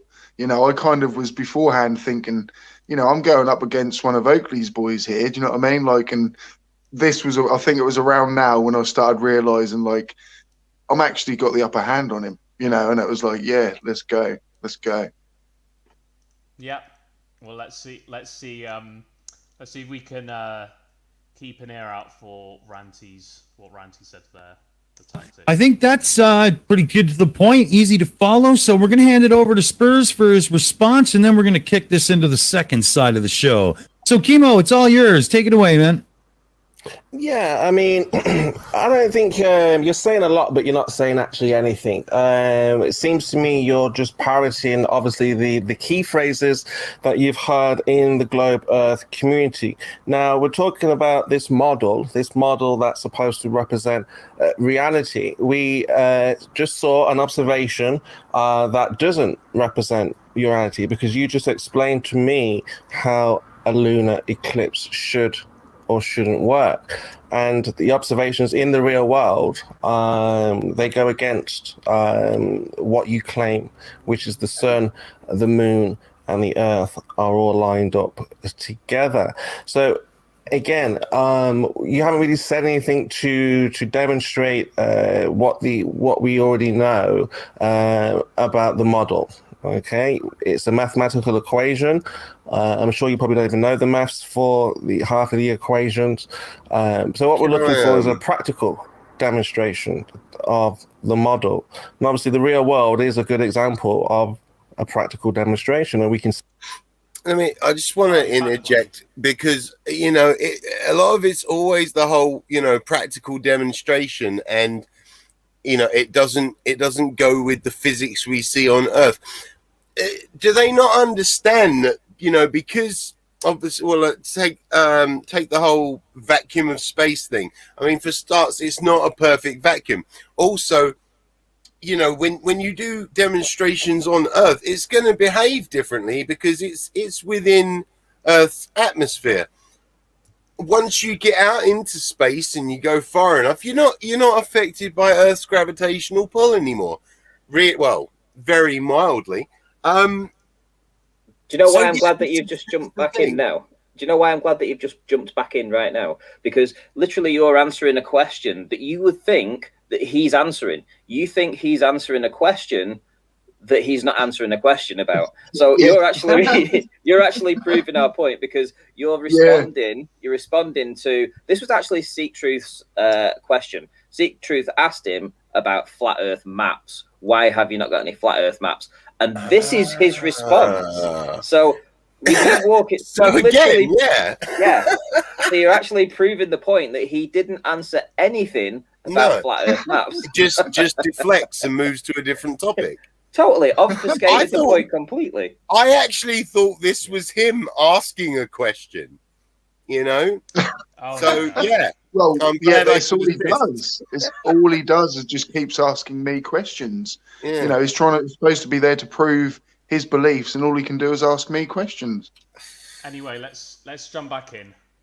See that the sun and the moon there are on the same horizon. They're both in front of the observer. So we have a lunar eclipse in the daytime, which would make no sense. And also, you saw the observer there was confused, as it was opposite to what we're usually told. So, I mean, you're offering, like I say, the buzzwords, the key phrases, but you're not providing anything of substance to support your globe model. You're just saying, well, it works. We know it works. Because that's what the consensus is. So I feel I should just support this side because it makes me feel more comfortable. So if you have anything more to offer... Okay. Of course, that's a good reason to believe anything, isn't it? It makes me feel comfortable. That's such a ridiculous way of thinking. There's one thing I actually failed to bring up here. I think he's about to say it, but he was saying, like, you've gone back to the globe Earth because it's made you feel more comfortable, when in reality it's not at all. The comfortable is to stay in flat Earth and in ignorance, and the uncomfortable is to say, shit, I'm fucking wrong. Like, so but I had that written down, but I forgot to say that. But what, you had written down, shit, I know I'm wrong? No, but you know what I mean? Like, I was taking notes during it, and I was kind of like, oh, I'm gonna bring that up. Like he said, I've taken the easy path when actually it was the hard one. But yeah. Offer about the globe and the model, or present something that shows us that we are what we say we are, other than just explain and preach that we're on this rotating, curving object flying in a vacuum. I mean, we can look at all of those points. The whole entire model defies physics. You see, you've got this gas pressure or atmospheric pressure, as it were, with no force, without a container. Again, this defies physics. Where we have a vacuum of space without a container. Again, this defies physics. We have so-called rockets flying around in a vacuum, again, with no demonstration of objects flying around in a vacuum that we can demonstrate. Now, of course, you'll say, well, we have to believe and trust that they're doing these things. And of course, yes, if you just want to believe. But if you're more curious and want to know more of how these things work mechanically, well, then a practical demonstration would be the key, you see. So again, your entire model defies physics. And, you know, if you're going to say, well, you know, I don't understand, or you don't get it, or you just have to believe, well, then let's take a look at a physical demonstration of any of the claims, i.e. Earth rotation, cause and effect, curvature, measurements practically done out there, and then obviously gas pressure without a container of any. I mean, gas pressure without that's been a classic for the longest. Yeah, that's the whole second law of thermodynamics argument, isn't it? That Oakley's so stuck. We didn't even go there with him. Yeah, you know, I was ready, set for that. All his thermo. That's one of the things that's going in the video. They've dropped using the word thermodynamics, and they're now using like gas laws, natural laws. You know, because they've realised, like, you know, anyone that actually looks into thermodynamics will realise it doesn't back up anything we say. So we'll just make something up, so you can't actually look into it. Yeah, I just want to just say for, you know, any flat earthers that might be watching, you know, and again, research everything yourself. This is what brought Seek Truth and Ranty back to reality, is because they actually search for truth instead of following. But you know, the pressure gradients are caused by gravity, and they continue. It's exactly the same as when you look at, you know, the top of the ocean. That is a gradient where the top of the water and the bottom of the atmosphere have reached the same pressure, you know, basically, and that's what's separating it. And so you've got that gradient, and I think we now know, you know, our atmosphere, like, or what we call our atmosphere, extends like past the moon even. I don't think that's got to do with pressure, Limey. Well, no, but I'm just trying to explain how the atmosphere is held in by gravity, and it does slowly reduce. It's not like we jump from our atmosphere to suddenly, you know, 1 × 10⁻17 torr, because that's often their argument. Why is it not sucking it out? But it is, it's gradual, you know, reductions in pressure. Vacuums don't suck. Well, exactly. They don't. So vacuum is basically just a space devoid of matter. That is what. But I think they get confused because of Hoovers. What we think of as of things sucking, it's actually the atmosphere pushing everything in, because right now I am being pushed by the atmosphere. I am under pressure because I've got the air pushing against me, you know. But obviously my body's more than strong enough to deal with it. It's, you know, it's simple stuff, and it's been debunked many times, but they will still ask these questions and bring up the points as if they haven't been debunked. Any kind. So, you know, that's what we're looking for, to know that we're on a globe. There's supposed to be science supporting the heliocentric model. With flat Earth, it doesn't require science because there's no observed phenomenon. There's nothing on the flat Earth that makes you question. Flat Earth doesn't require science. Oh, Yeah, let's keep No. going. That needs to become a soundbite. You need to clip that. It's again, I think it Spurs, and I think in his head that's a really intelligent, really clever way of putting things. But most people are just like,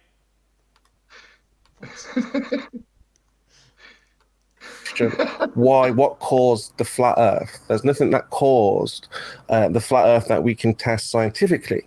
The sun, we can't test what the sun is scientifically. We can try to make measurements, but obviously that would have to be done physically in some way. Otherwise, again, you're assuming what the sun is and the distance. The same as with the moon, the distance, what it is, all of those things, you see. So, Can I just interrupt? How long have I got? Sorry. Just said he said, we can try to make measurements, but that has to be done physically. Has anyone sort of worked with scale and how you can measure the height of something at a distance if you know that distance and you know your angle? Technically, you're not measuring that physically. You're not going up and I don't think they think about what they say. Also, I'm probably going to have to call it an evening at about 10:30, just because everyone goes to bed and I get loud. So no worries. I'm having quite a bit of fun actually, so I'm just going to keep going and going. I think. I'll be watching and I'll be in the chat definitely. No worries, dude. I'm here for a little while longer. I'm just going to very briefly bring up something Try Thinking mentioned in the chat, and this is something that the FTFE does that annoys me. And he said, FTFE says that science doesn't prove anything. Are you saying it does, STST?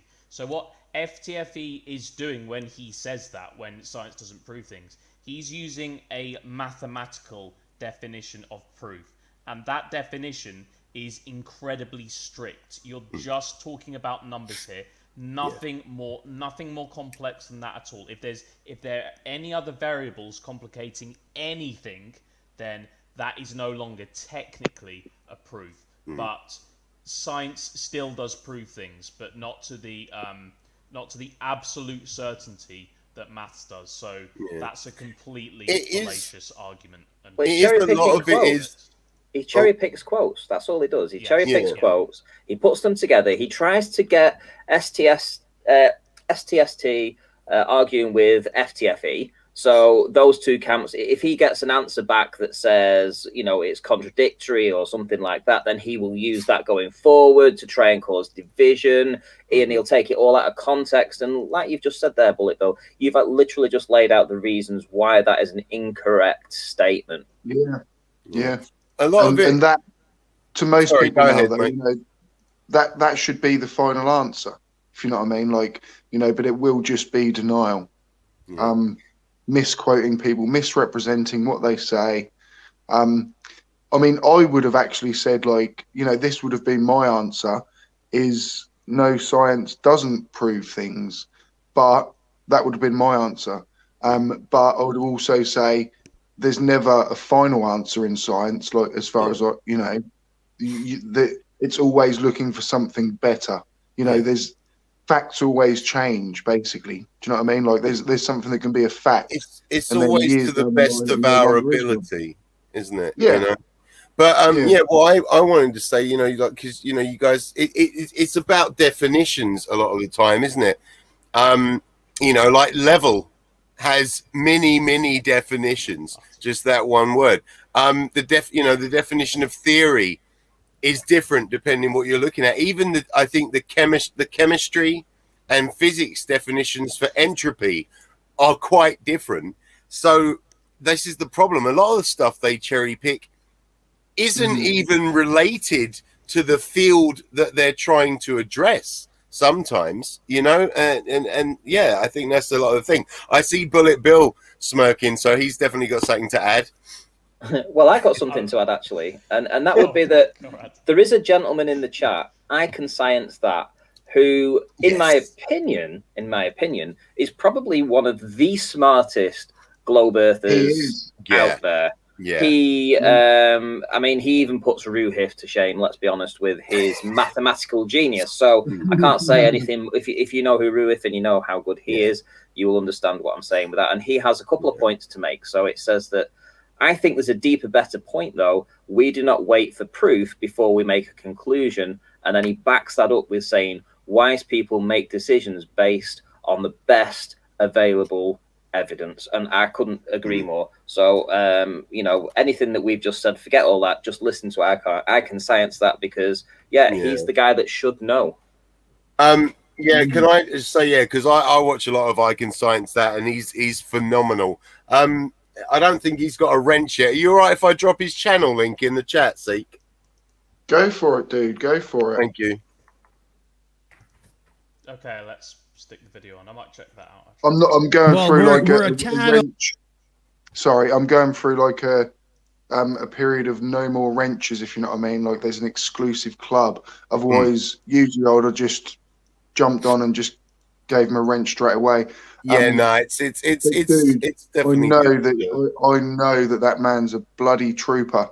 You know, I've obviously seen some of his videos and in the chats as well. You know, he does his thing. So, yeah, please do. Everyone go and check out I Can Science That if you haven't seen him already. Yeah. You can always just treat the wrench as people who you trust to moderate chat rather than the you know, the Medal of Honor thing. That's how I always. That's what I'm trying to do now. Is you know, like, especially make sure it's people that can, you know, always or at least most of the time be there to assist, monitor the chat. You know. Yeah. Yeah, which I already have. You know, I'm not. If I got to even if I got to 1,000 people watching live, I think I've still already got enough moderators. Do you know what I mean? So you know, it's kind of everyone who is a mod. I kind of actually did delete a few as well. I'm so sorry that if anyone did kind of notice that. But it's just actually for the protection of the channel, because I did notice that I had people being banned. You know, because some mods can do that, and they might even do it accidentally. So you know, I don't want just random people being banned for nothing. But anyway, that's just a rant. We've just had a quick super chat actually. Thanks, y'all. Ruhif is super smart, and let's not forget Walter Bislin. If you're looking for smart, keep being awesome. That's from I Can Science That for $5. Please do go and check out his channel. If anyone could, like, you know, multi-spam his link every few minutes just to make sure people see it. Well, thank you so much for that. Well, let's also not forget the point that he brought up and why we're talking about this, and that's because people in the chat are literally trying to create division by creating false comparisons about false statements, you know, that one person may have said compared to another, which is why when he brought up FTFE, he tried to get you two arguing about the definitions. That's what they do. They're not interested in an argument. And let me just be clear. If you said something that was different to FTFE, that would have been soundbited. It would have been played for the next 10 years on repeat. Every time that there was people in the chat on FTFE's channel, it would have been spammed there, because this is what they do. And then it would become a narrative. It would literally be, okay, these two camps are now divided. But what they don't understand, it's the flurfs that are divided. They're the ones that don't have a model. They're the ones that don't have a agreed upon anything. You know, they don't even agree on whether there's ether, whether there's gravity. They're always arguing about this stuff. On the globe side, everybody agrees on what is the truth. And that's what they don't seem to understand. So all this cherry-picking nonsense and silly questions that they're asking and trying to cause division, people need to be aware of that. They need to see the tactics. And it's been evidenced tonight by Try Thinking in the chat tonight. Bloody well said. Well said. Well said. Back to the video then. Yeah. Over, but I'm just going to let you finish because it's the last of the time rounds. And what I'll do, to be fair, is I'll let Seek Truth start the more open chat. Sure, absolutely. So like I say, you know, you're not really offering anything called substance. Like I say, the ancients knew the earth was flat. We've always known the Earth to be flat. We observe the Earth to be flat. And then, like I said, a bunch of guys came up with a formula to suppose that we're on a ball spinning flying through space. Now, there's no evidence. None whatsoever. There are no real pictures because obviously those pictures violate physics again. You've got this ball of gas surrounded by a vacuum. Now, we all know that gas would fill the available space. Now, again, if you're going to introduce gravity, you're going to have to describe which gravity. Are you talking about Newtonian gravity? Are you talking about Einsteinian gravity? If you're going to say they complement one another, they're built off one another, you're going to have to demonstrate once again what the difference is, how we know what the difference is, and obviously look at the cause.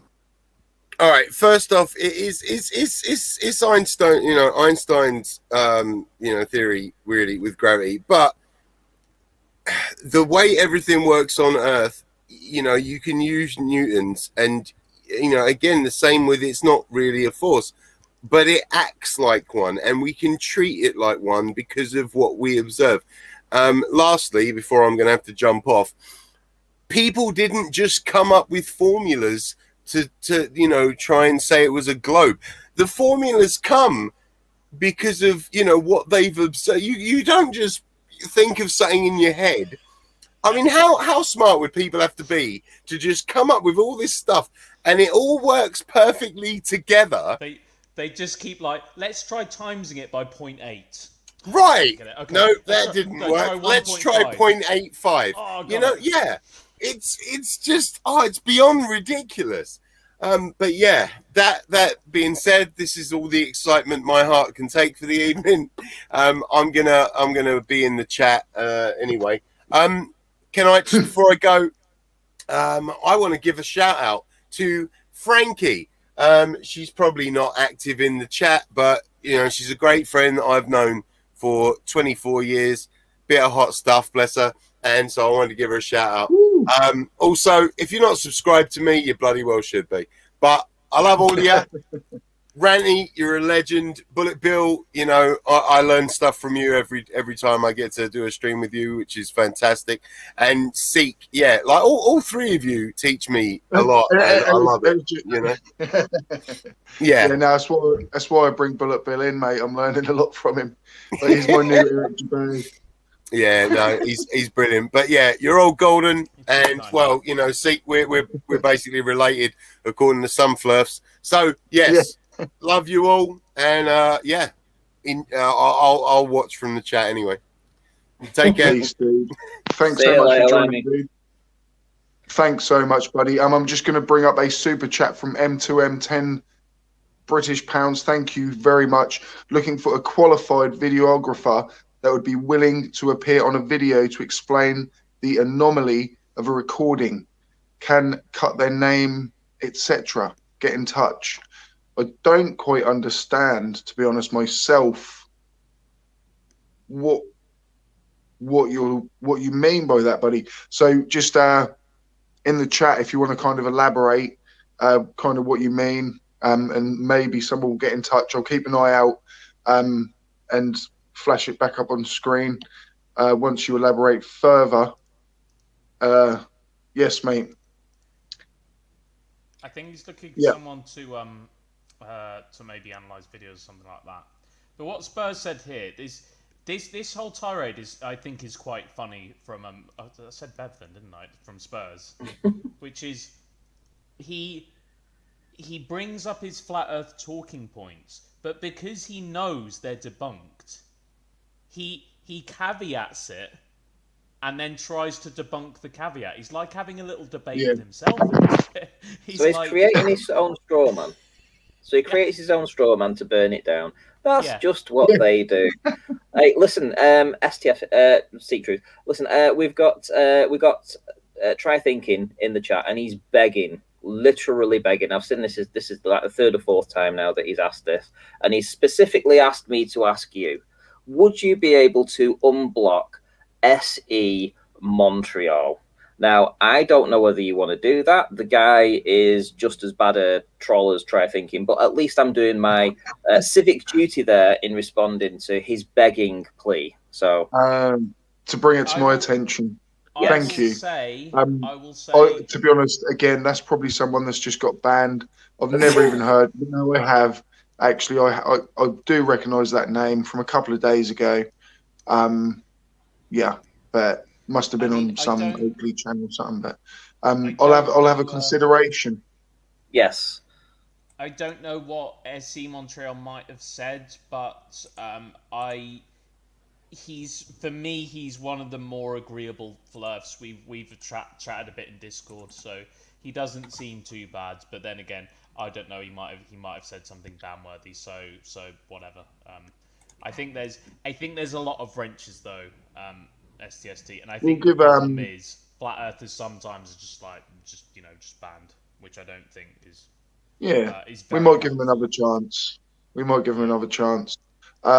Yeah, I did go through it literally about a week ago, but maybe I'll go through it again, and I'll have a look and I'll reconsider. And thank you for bringing that up, and for bringing it to my attention. Well, maybe as well. Maybe if Bev begs a little bit more, then you might consider it. Depending on how much grovelling he does. Let's see how grovelly he could be. Maybe send in a super chat. Really?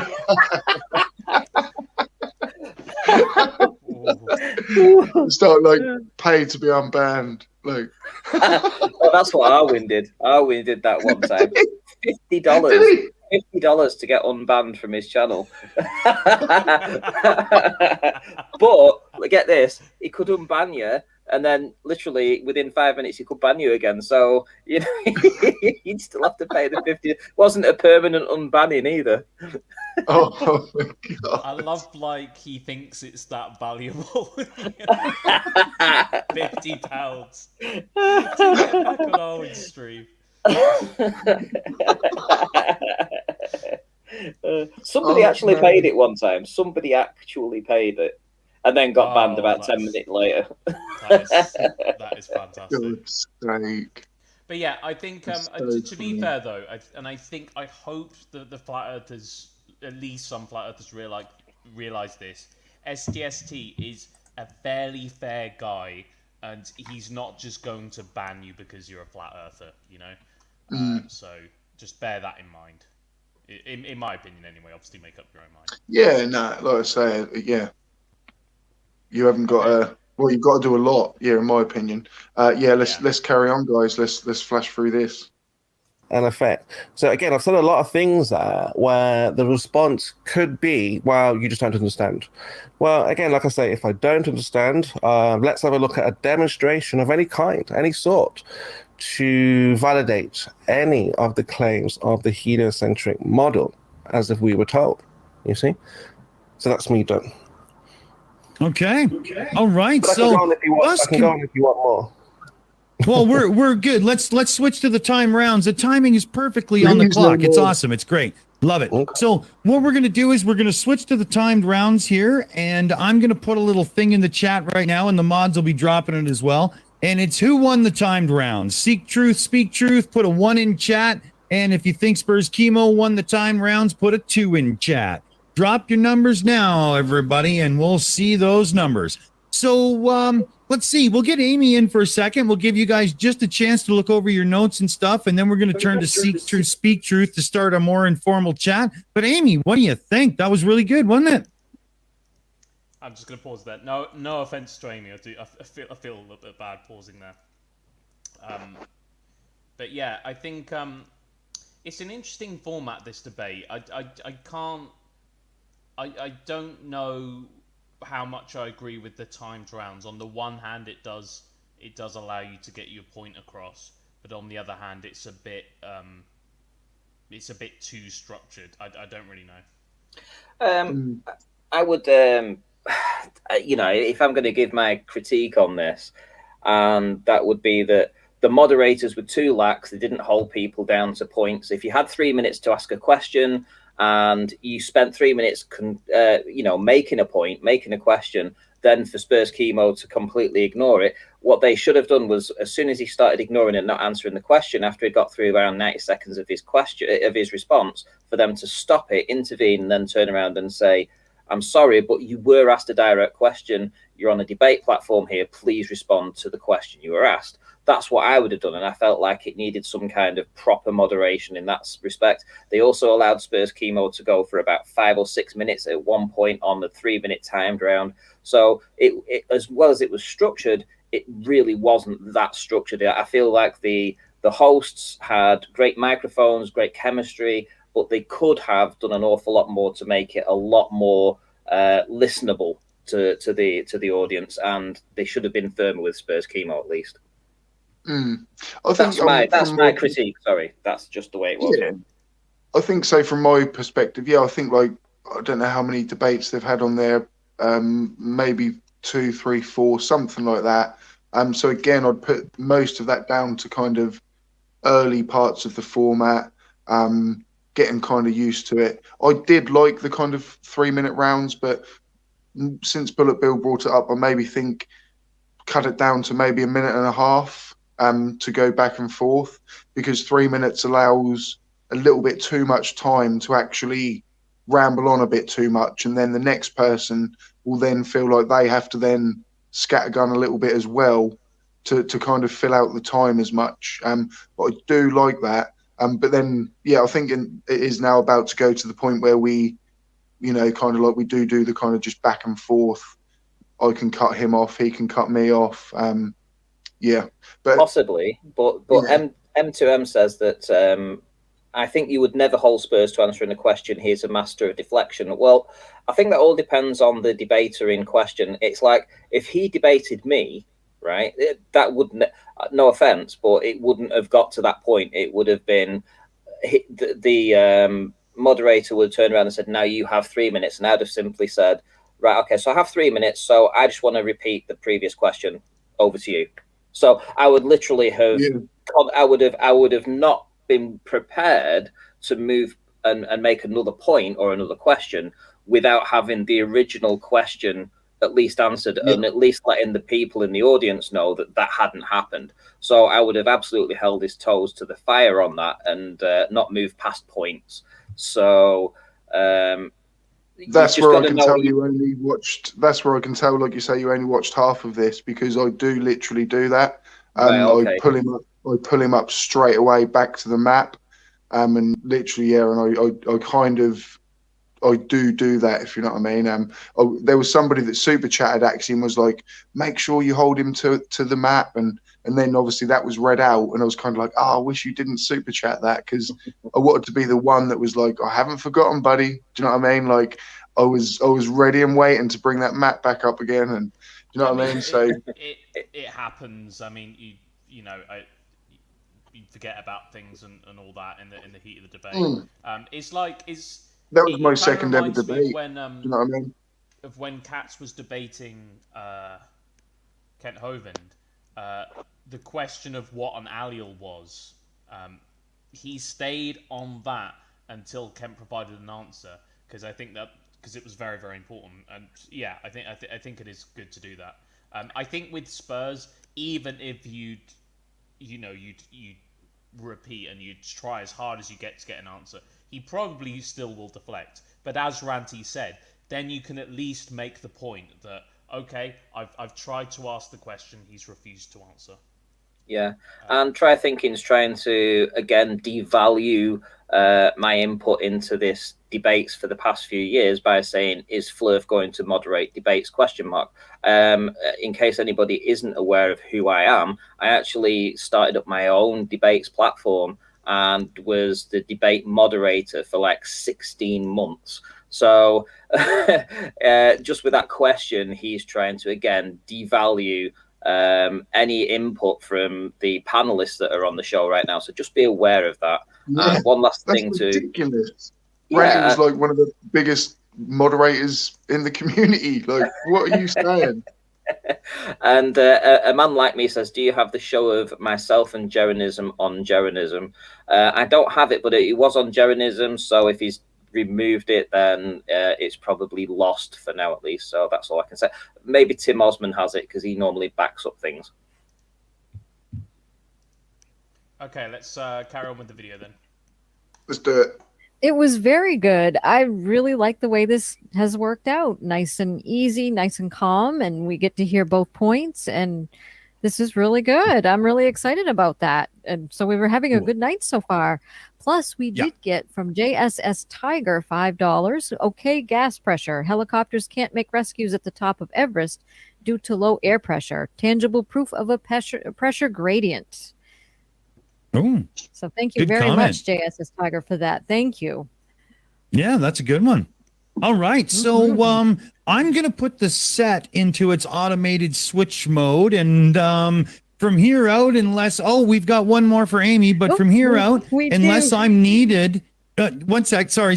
But from here out, unless I'm needed, you guys are going to just kind of have more of a back and forth. I am going to watch how to make sure that everybody gets a chance to respond. And so if you ask a question and he starts answering, don't jump right in again. Give the person time to answer, and I just might not be needed. Let's hope for it. So Amy, take over, and then we'll start up round 2.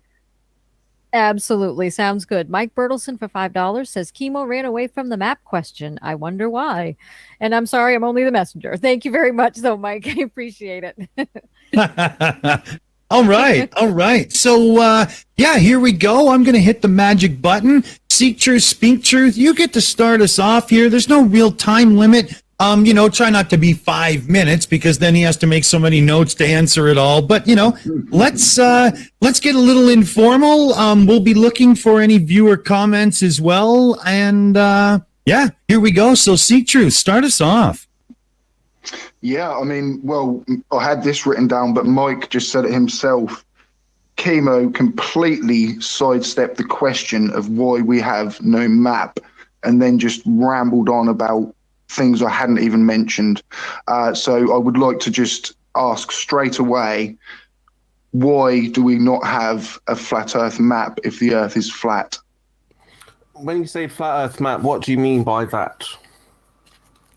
An in-scale representation of reality. So you would be able to travel distances and time how long it took you to get to that distance, and then map out the sizes of continents, and then you could put those down onto a 2-dimensional piece of paper, scale it down perfectly, and then you would be able to travel perfectly off a map that's flat. And I want to give you a credit here. That was very well explained. Yeah, and Chemo's not used to that. Chemo's used to when somebody says to him, about, have you got a map, for other people to say something a lot less succinct than that. And that was very on point. And I don't know if what's going to happen now because I haven't heard past this. But firstly, congratulations for pulling him up on him, not actually making a response to your question. Secondly, giving such a great explanation, because his immediate response to you when you actually asked him about the map again was to say, "What do you mean?" I mean, it's like, can't you just answer a question? But then you went into so great detail. I'm listening now. It's such great detail. I'm interested to see what his response is going to be, because I don't think anybody has responded to him like this before. There's definitely now points where I catch him out, because we do have the back and forth going on. But I realise his tactic then becomes, I mentioned Foucault pendulum, and then he thinks, right, make him explain exactly how that happens, exactly how it works, and he tried to get me off on this tangent of how things work. And again, I think I managed to just pull it back away from let's get back on point. But yeah, this is actually the fun part of the debate, I think. Okay, I've just had an idea. Seek, I'm going to message you on Discord. I'm going to let the video play so it doesn't, so the stream can carry on going. I've got a potential idea of how I could fix my audio issues. So how about I play the video and we'll jump onto messages on Discord and see if, see if that will work. So. What, for something that I could do at my end?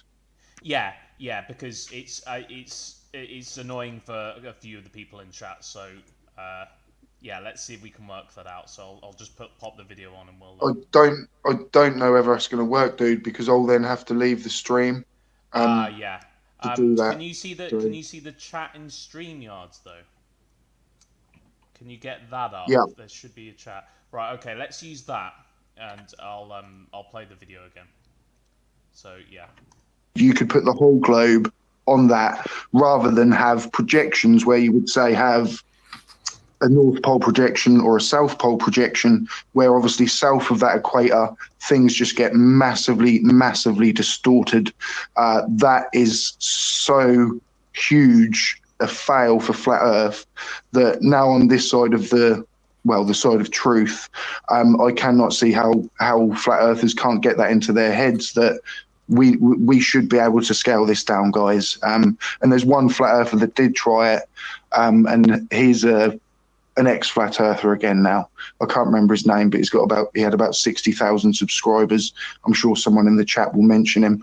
But he tried it, and he was one of the very few people to actually try and make a map. And he realised it's impossible. Therefore, flat Earth impossible. Okay. So just before I answer that, is it possible you can post that video in your chat there so people can see what I'll be speaking about? If later on here, because it's the lunar eclipse is what I want to focus on. But I will answer this question. Is that all right, Dick? Yeah, just before you start, that will be in our main chat room in our Discord server in 10 seconds. Well, yeah, I just meant in the YouTube live stream. So yeah, okay. I'll put the YouTube link to it. Okay. No. Let me know if you want to pause, Ranty, and I'll pause. No problem. Here we go. Emo video. Listen. Yeah. So in terms of maps, I would go, but let me kind of So I would go with Google Earth.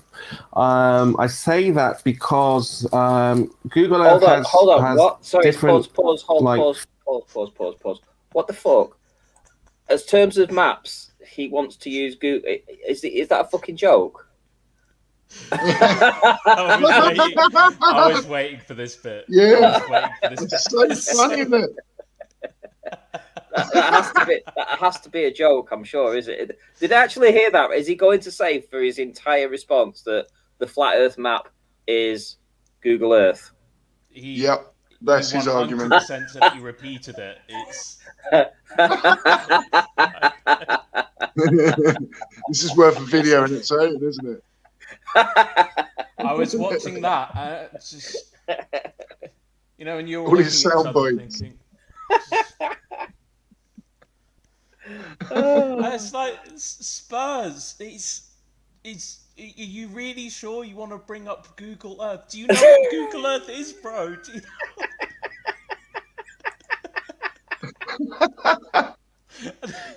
I don't. Maybe he didn't know what Google Earth was, and then he quickly Googled it. And he was like, "Oh shit! No, stop." I think I had him. Do you know what I mean? He was not. I got him off the park. I think he wasn't ready for the way I came at him. Is there any flirfs in chat? I mean, Unicorn Laser Eyes, and we've got Try Thinking. Do they both believe that Spurs is right, that the only map that Flat Earth has is Google Earth? Please type a response. I really want to see that.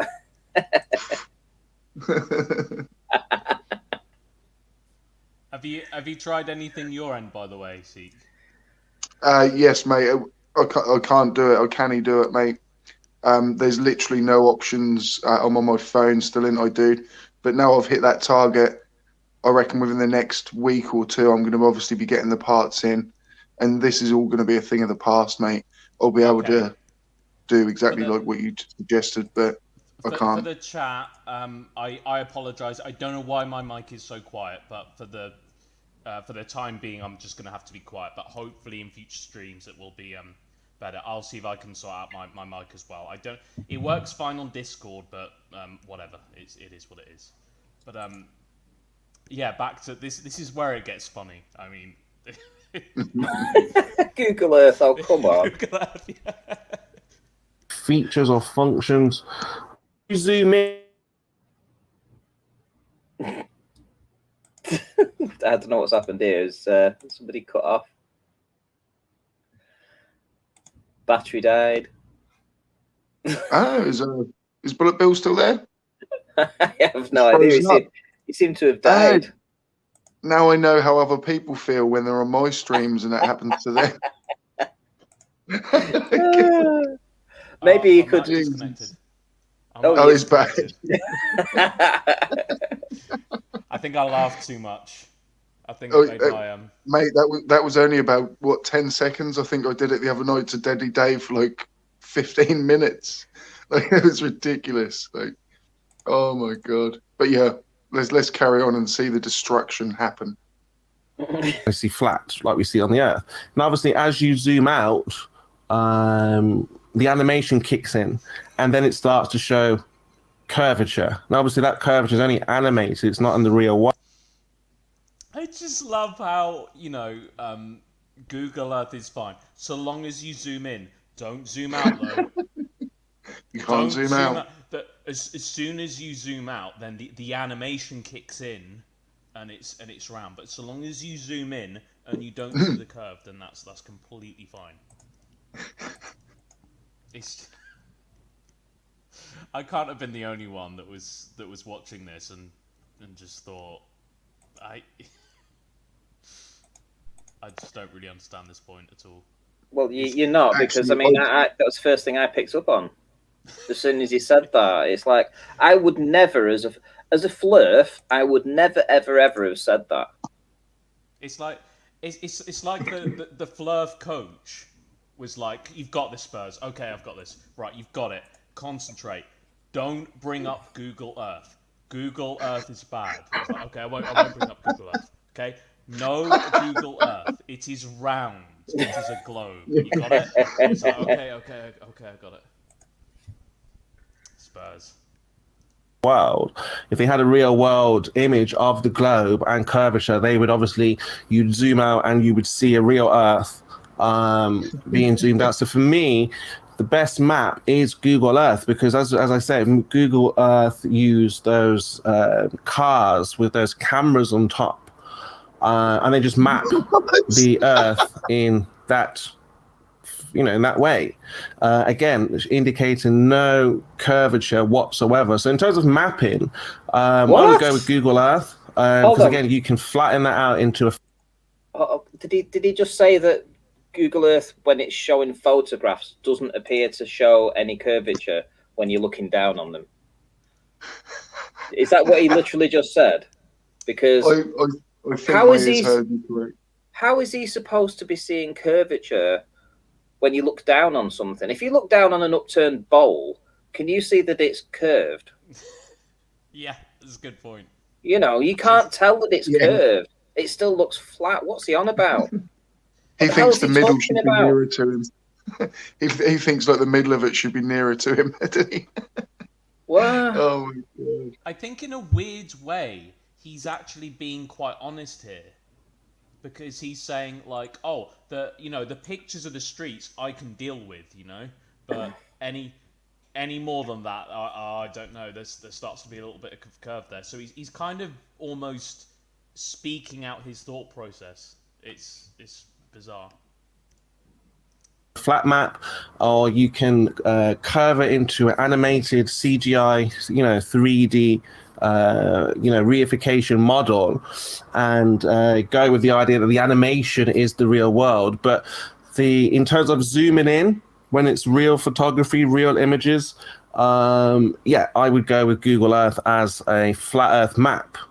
But like I say, before you jump on, it's using a globe, because again, when you zoom out, that's when you get this CGI globe, okay, that doesn't represent reality, which is why obviously they use that CGI animated globe, yes. But obviously, when you zoom in, you get the pictures from either aircraft, aeroplanes, or from the ground, when obviously, like I said, with those cars. So for me, Google Earth is the best thing to use for a map, best application for a map. So basically, Google. So basically, he wants to accept that the images are real. So he's happy with that. He's happy with the planes taking the photographs. He's happy with the imagery that's shown on Google Earth. The only time that he has a problem is when you scroll out to, let's say, 100,000 feet or 200,000 feet, and suddenly you start to see, rather than very clear images, you start to see more of a globe shape. And because that's basically an artist's representation, because there's no planes that are taking images from that high for Google Earth, you know, essentially what he's saying is that because it's not in great quality, it's high up, it's CGI, because it's a representation of the globe. He disagrees with that just because of that. But he's happy with the imagery from lower down. Yeah, that's exactly true. Well, it's basically like, as soon as I see the curve is fake, you know what I mean? Like, you know, it's to that point, isn't it? It's just so funny how the same model is both real and fake. But by the way, Seek, one more thing that I think we can try for the volume thing. Sorry, after this I'll shut up about it, working or not. But I think this probably will work. If you two turn your volume on your mic down, right, then people watching can turn their volume up, and then we should be more of the same volume, if that makes sense. So if you go to cam mic settings and audio, and well, I've just turned mine down. How's that? Okay, Seek, why don't you try that? If you turn your mic volume down, then well, I've just switched mine. What if I whisper? Then hopefully people can turn the volume up, because if they at the moment if they do that for me, then everyone else will be super loud. So that might potentially work. Chat, is that any better? And you might have to turn your volume up on YouTube. Okay, how's mine? How's mine in relation to Bullet Bill? Yeah, how is it, dudes? And then if this doesn't work, then that's all we can do. Yeah, I mean, all I can do, there's an option that said put it on automatic microphone adjustment, and I've clicked that on, and that's all I can do. There's no way I can turn it up and down at the minute. Is there not? On mine, if you click on audio, I have a mic volume option on mine. No, but dude, I'm on my phone. Oh, does it not I'm have on it my on your phone, phone? aren't I? It's just like a completely different thing. Like, that's why I can't even screen share. You know, there's literally it's just such a basic thing. What microphone do you have? Is it part of your phone? Do you actually have a standalone microphone? What for me now? Yeah, like a no, Blue Yeti or something literally, like that. It's just running straight through the phone. Oh right, okay. So yeah. I think that might be better, at least. I think we might have actually made some kind of. The thing is, I can actually perfectly hear you. It's obviously just not coming through on the stream very well, because I know you're a little bit quieter than me and Ranty, but like I'm not sitting here thinking like, oh, you're so much quieter. But it must be coming through on the stream worse, if you know what I mean. When do you think you'll be able to get a microphone with your PC? That's the main thing that everyone's looking forward to, because then you can adjust it. Yeah, that's the thing, isn't it? I mean, that would all come with it. I think because Deadly Dave has put like a little package together. Like he's looked at like kind of what to get, and it's still I think about £150 under budget at the minute, but it still includes a microphone. So yeah, man, like it's all gonna come. Do you know what I mean? Happening. Like so, it's all happening, so and it's actually mainly thanks to Ranty, to be honest, because I probably wouldn't have done it. So he, you know, like he said earlier, is, you know, he kind of pushed me to do it, and it's going to benefit the community, isn't it? If you know what I mean, as a whole. There's 81 people here. It's a mental hurdle, isn't it? Because you're asking people for money, but you know, I think it's one of these things. It's not as big as a deal as probably you make it out to be in your head. You know, obviously there are people that do these sorts of things and don't spend the money on what they say, etc., etc. But generally, it's a good way, because once you've got that, then your quality will improve, and you could provide better content for us. So it's a win-win, really. Oh yeah. I mean, to be honest, I think I'll be going live a lot more often. I think there's just so much I've built up in my brain that I want to do. Like even just kind of sitting there, like commentaries like this, but even sitting doing one on my own. And there's just certain things where I'm just like, oh, I can't wait to start actually getting my teeth into this and really, really putting my teeth into it. I think I missed a super chat earlier. I've just realised. Liam Wakefield, a surface is a level with respect to another surface and flat with respect to itself. Liam Wakefield, thank you so much for that, mate. And yeah, good point. Try thinking Bev obviously has just torn himself up in like the definition of a word, and is basing his whole existence around it. Yeah, but that's flat earthers for you. Okay, so yeah. Well, let's look at more of the video. Google Earth isn't actually a map. It's a representation of our globe, but you say obviously like animated and things like the reason they use aeroplanes to fly over is to get good images, to get a bit closer, to have more resolution in your shots. Well, obviously you must realize the further away you get from something, the worse the picture will become. So that's why obviously with Google Earth, etc., they're going to use closer images, stitch it all together, and that's just basically how you're then going to be able to look at things more accurately that will match our reality. So Google Earth. That's my point. Yeah, that's my point. Is you've got a choice. You're saying, well, it's a globe, but the only part of that is the animated globe. But when you zoom in, you have reality. The guy's an idiot. Francie, could you do me a favour? So what's he talking about here with animation? I mean, so Google Earth is a 3D model. An animation is of something moving. It's okay. You can move the camera in Google Earth, but I don't really know what he's on about. Nobody really knows what Spurskimo's on about. He created a channel called Under No Pressure, and there is apparently no pressure on Earth. So there's no gas pressure. It's so anybody that's trying to understand what Spurskimo's trying to say, you'll be a better man than me. Super chat from Liam Wakefield. Thank you very much. £5. You're a legend, mate. Absolute legend.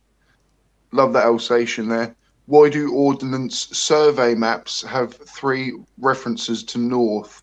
Magnetic, true, and grid. Can any flurf explain which one doesn't work on a flat Earth and why? Yeah, I mean, I don't think I can explain that either. To be fair,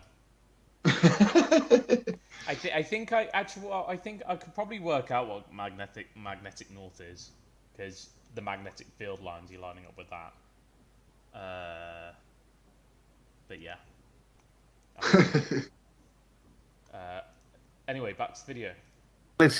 You see, now if you were to put a triangle on the surface of the real pictures, you would get a triangle that adds up to 180. You see, now that's why we know we live on a globe. Actually, I'm glad you brought that up.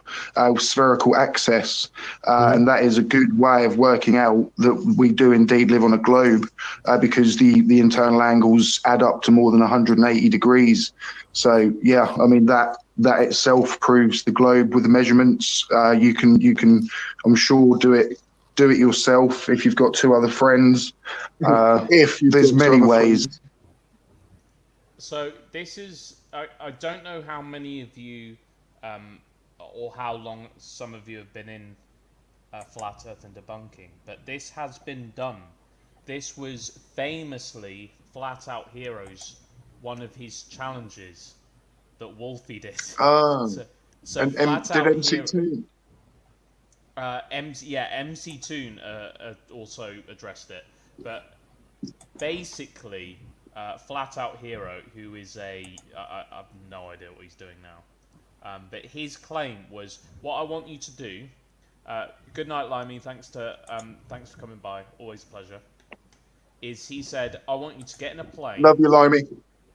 Fly X amount of kilometers, turn left or right, doesn't really matter, 90 degrees, travel the same distance, turn 90 degrees again, and then travel the same distance, and you get back to your location. Now, if you're trying to do that on a flat surface, that wouldn't work.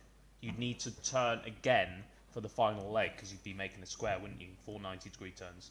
But if you're drawing on a ball, that can work. And that's what Seek was explaining quite well. And yeah, you're quite right. It is a good proof for the fact that we live on a sphere.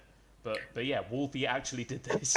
So everybody that's put those challenges out for monetary value, they've had the challenges answered. I mean, most recently we've had, is it Daniel Pratt that's put a $1 million challenge out, and was it Where's Wally?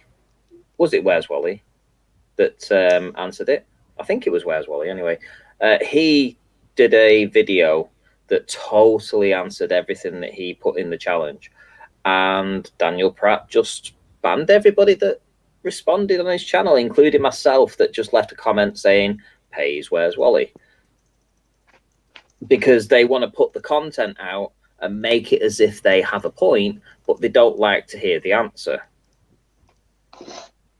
Yeah, it's one of those things, but it's another good point. Actually, slightly random point, but if any of you are into math, there's a certain shape where you can make a 5-sided square, so you can have 5 90-degree turns, and you'll get back to your original shape, to your original point. I can't remember what it's called, but it's interesting stuff. Of measuring it, the drop in horizon. I mean, would you believe on a flat Earth that the horizon rises to eye level at all times with altitude? No. The horizon's not physical. So because the horizon's not physical, it's capable of anything here. But right, okay. This horizon not physical thing makes no sense whatsoever. You may as well say, is north physical? Is up and down physical? It's a complete nonsensical point. And let's get physical. Hey, let me just hold on. Let me just stop you here before you go any further, guys. You know, you said about the 5-sided square.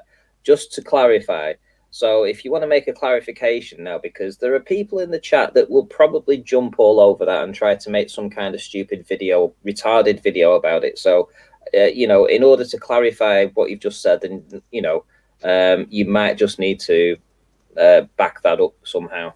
Yeah, no problem. So the 5-sided square is possible on a shape that it probably has a more technical name for it, but it appears as though it's almost like a funnel, and there's a video demonstrating it quite brilliantly, and I'll post the link to that. But it's almost like a funnel, and it would technically like go on to infinity. It's one of those sorts of weird shapes. But if you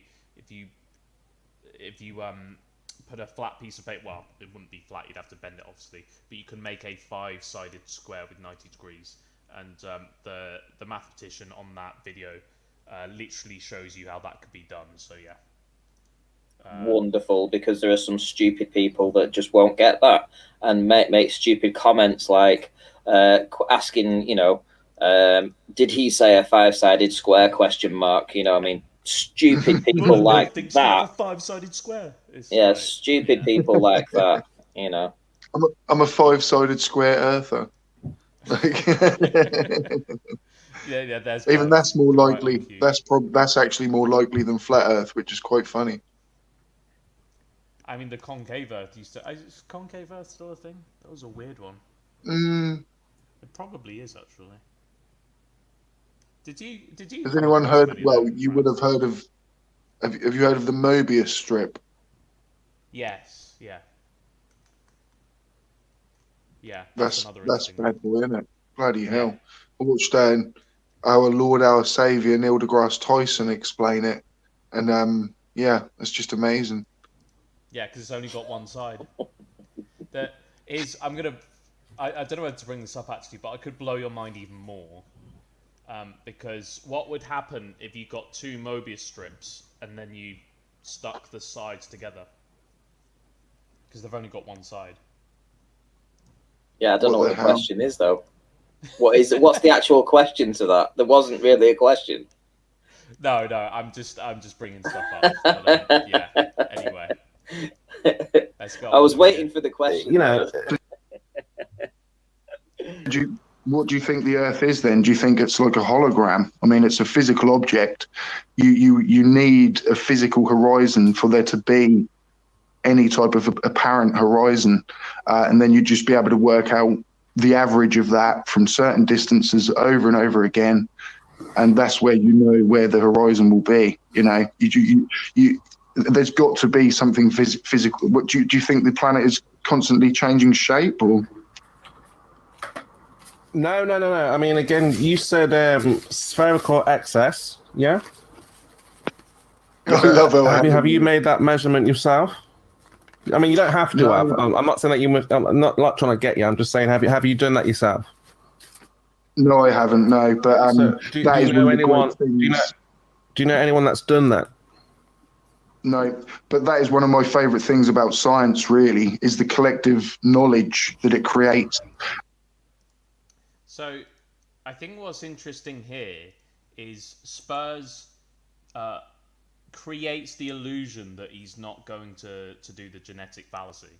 You know, he initially says, "Oh, it doesn't matter if you haven't," but what he's basically doing is he's moving the goalposts. So Yeah. It only matters if you've done it yourself or if you personally know someone that's done it. You know, so he's just kind of moved the goalposts back a little bit. Yeah, no, definitely. it still doesn't. It matters just as much less, just as little as it does for the argument that you have to be the one that's done it. It's so stupid. You don't have to have done it. You don't have to know personally the person that's done it. You can double check them. You can verify that, and that's up to you. But it's okay for him to reference the ancients. Oh yeah, of course. Yeah. And let's hope you hold his toes to the fire soon, because he's wriggling quite a lot right now. Oh. Yeah, there's a few times. I mean, I'm not gonna say that this was a total demolition. There's certainly times when I struggled a little bit, but that's where the difference is between me and Spurskimo.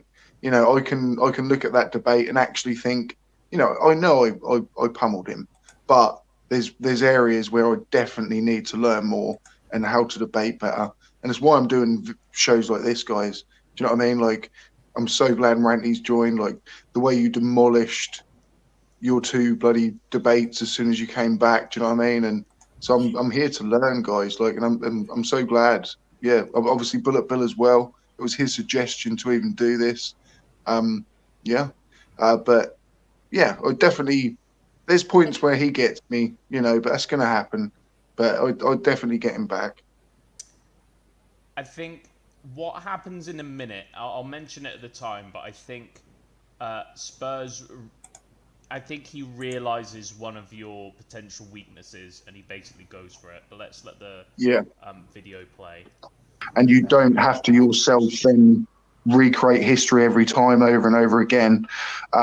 It gets done a good few times. A few people do it. It gets tested. People try to prove them wrong because scientists love proving people wrong. And if they can't prove it wrong, it becomes accepted science.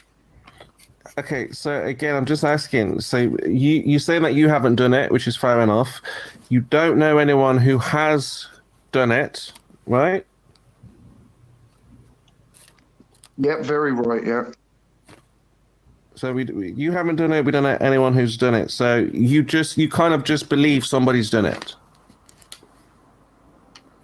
Not at all. No, I believe no. I believe the collectiveness of the scientific. Right. I think he gets you a little bit here, to be honest with you. I think he's making it seem like if you said yes, that was a trap. But there's nothing wrong with saying that you believe. Yes, you do believe what these scientists have said, and you don't need to know them personally to be able to believe that, you see. So I think what I would have done there, and I'm not a perfect debater either, but I would have said, yes, I do believe them, but then just be ready for when he says, oh, but how can you believe them, blah, blah, blah, they could be lying. You could say, well, there's a few reasons to believe them. One, they know what they're talking about. They're very, very good at what they do. Two, they've written things down and they've shown and demonstrated why these things work. You know, and you can go through things like that. But don't fall for the debate. You know. I think we've got him a little bit, but I know exactly what you mean. There's times now, because this is the open debate, and I cotton on soon. I can actually cut him off. And there's a few times when the actual debate, like I think there might be a super chat come in, and then when it's like, go on then, guys. And to me, that was like, you know, in football when they're like, they don't really do it anymore, but that was like a 50-50 kick. Do you know what I mean? Like you'd throw the ball up in the air, and whoever got the ball first. And, you know, when that was like, go on then, guys, I was like, right, I'm not letting him start this conversation. Like jumped on him straight away, like, and kind of over talked to the point where he then had to stop talking. And like, do you know what I mean? So there was points when afterwards I was like, wow, like, you know, because I've already watched, this will be my, you know, I took part in the debate. I've already watched it, and this is now my third watch through, but I'm learning most from this watch through, if you know what I mean, because you guys are definitely going to highlight more mistakes than I would have seen, because of course I'm going to probably think I did better than I actually did. So let's sorry, Ranty, mate, I think you had something to say, buddy. Yeah, the one thing I was just going to say was you can imagine if you're thinking of a flurf and you're thinking of the you know, trusting in other people. I'll give you an example, and I've just thought of this right now actually, is let's suppose you have a flurf that's got the money to build a house from scratch. And what they've done is they've employed a firm, a building firm, to go and build it from scratch. Now, unless they were there every single day to watch every single workman do every single piece of that joinery, building, brickwork, electric work, plumbing work, you know, everything from the foundations up, you know, even watching the trees being cut down for the lumber and the bricks being made in the kiln, etc., you know, all that stuff, you know, if they hadn't been there to see all of this happen, right, and let's suppose they had one day off, right, where they weren't able to turn up at the house, they could turn around and say, well, I didn't see this part of the house being built, so I'm not going to buy the house now. Right, because they personally weren't there to see that. So rather than relying on other people to turn around and say, hey, well, yeah, I did it right. You saw me doing it all the other times. I built it, you know, blah, blah, blah, blah, you know, but they won't trust. They won't give that trust to somebody to take their word for it that they actually completed this task or did something or performed something. And that's exactly how a flurf is. They have to either experience it themselves or somebody that they trust implicitly, which clearly has to be another flurf. You know, it couldn't be anybody else. And in that case, that's the only times that we'll believe anything. Anybody else that says anything, you know, they will dismiss it. And as an analogy, I think that's as close as I can get. Yeah. No, that is so true. Yeah, so close. You know, they wouldn't buy the house. They wouldn't buy it. They would not buy the house if they hadn't seen that final brick being laid or the final piece of lumber being cut to, you know, for the floorboards. Right? They hadn't seen that piece of wood being cut. Then they won't buy the house. They won't believe in it, even though they have all the other information. It's even worse though, because I think it's almost as though it would be like, what if it's booby trapped? You know, what if they built it, but that I'll get trapped in a room once I walk it. You know, it's these kind of irrational, crazy thoughts that have no basis that they take extremely seriously, and you think it's just not rational. Exactly, and that's exactly what they would do. They would believe that there'd been, like you say, there could be some booby trap in there, maybe a hidden camera, maybe there was some wiring put in that's listening devices or something like that. They would be paranoid to hell over it, and because they're into so many conspiracies, they wouldn't. It'd just be terrible. They wouldn't buy. I mean, it'd just be awful. Whoever bought the house, they wouldn't be, if they. Well, anyway, I'm not going to say anymore because I think you know where I'm coming. Can I just apologise to any flirts watching? You don't have to check your house over. There's no booby traps. There's no hidden cameras. You'll be fine. We promise. Definitely, 100%. There's definitely nobody coming round. Bugging your house. Video. Definitely not. It's community definitely not. has done it, and it's been tested over and over again. That's the thing, is like with anything like that, is you can just say, oh, have you done it yourself? But I could sit here and I'm just trying to figure out. Well, I'm just trying to figure out. Do you know what I mean? I'm trying to find out where I am with you. Hold on. We're getting a little bit steppy, so let's make sure we get to finish our thoughts here, guys. So, Seek, you were speaking there. Make sure your thoughts finished, and we'll keep going. Yeah, no, I was just going to kind of say, it always comes to like, have you measured this? Have you measured that? But I haven't seen anything measured from Flat Earth when in relation to this is a flat Earth and we can prove it. But all I hear is globe proof. And I'd like to see where is this proof that there is no curvature? Where's the proof? Where's the evidence? Oh, right. Yeah. Okay. So like I said, this is what we're trying to figure out now is, has anyone that we know of measured the curvature? Now you're saying, yes, they have, but you don't know anyone. You haven't done it yourself. I haven't measured curvature. So how do we know that somebody has measured curvature? I think that the thing is with that kind of position, in a way, it's almost honest, because you're saying it's fine to say, oh, I don't know, I don't know. There's been no measurements, but then the logical position that follows from that is the question of what shape is the Earth would be, I don't know. It would not be flat. Yeah, that is so true. I don't know if that's the angle you're going with, because your reasoning doesn't really work. You wouldn't say, oh, what shape is the Earth? Oh, it's flat. And they say, how do you know? Well, I mean, it's sure not a ball. They think, well, you've got to have your own reason for coming to that conclusion. It's weird to go from some completely unrelated conclusion and say, oh, it's not that, but somehow that proves that it's definitely this. But I've provided no evidence for this. It's a weird point.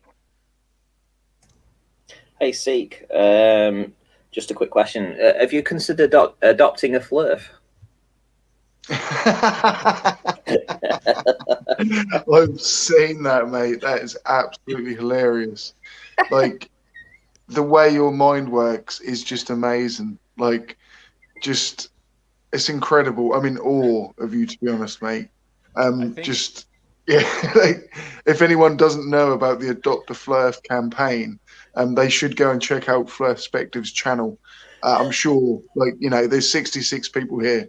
I'm sure 50 of those people at least have seen it. But if not, check out the campaign. It's all for a good cause, and you get to adopt a Flurf and hopefully lead them to a better life, a better standard of living. And some of them may even get access to clean water.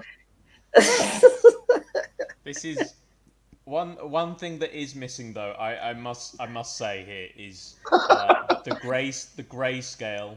Gotta have the grey scale. Gotta have the sad music. But apart from that, yeah.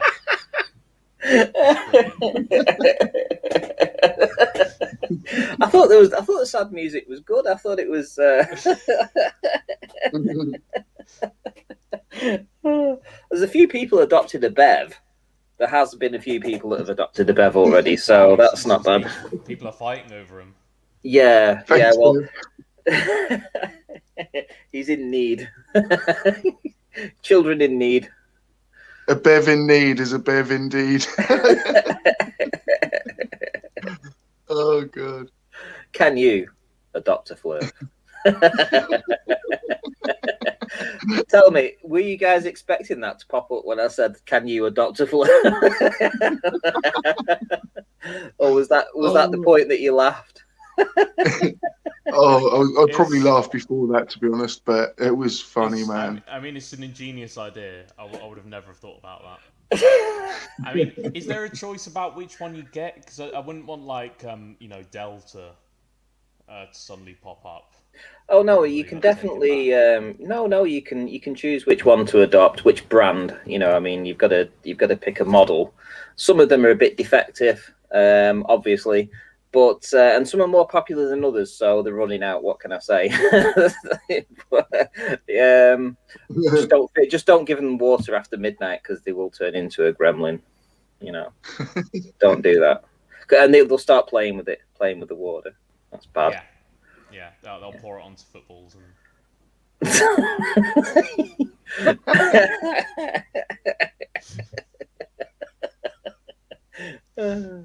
Okay. Anyway.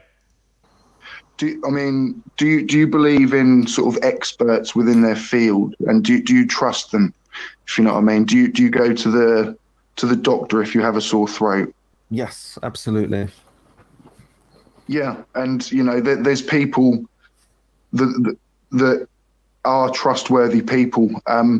With science, I mean, what do you think scientists are at the minute? Then are the scientists all getting it wrong, or are they all lying? Because they'd either have to be a massive conspiracy to hide the shape of our planet, or the scientists are a little bit stupid actually, and you guys over at the debate team there have worked this all out. Well, you're asking like.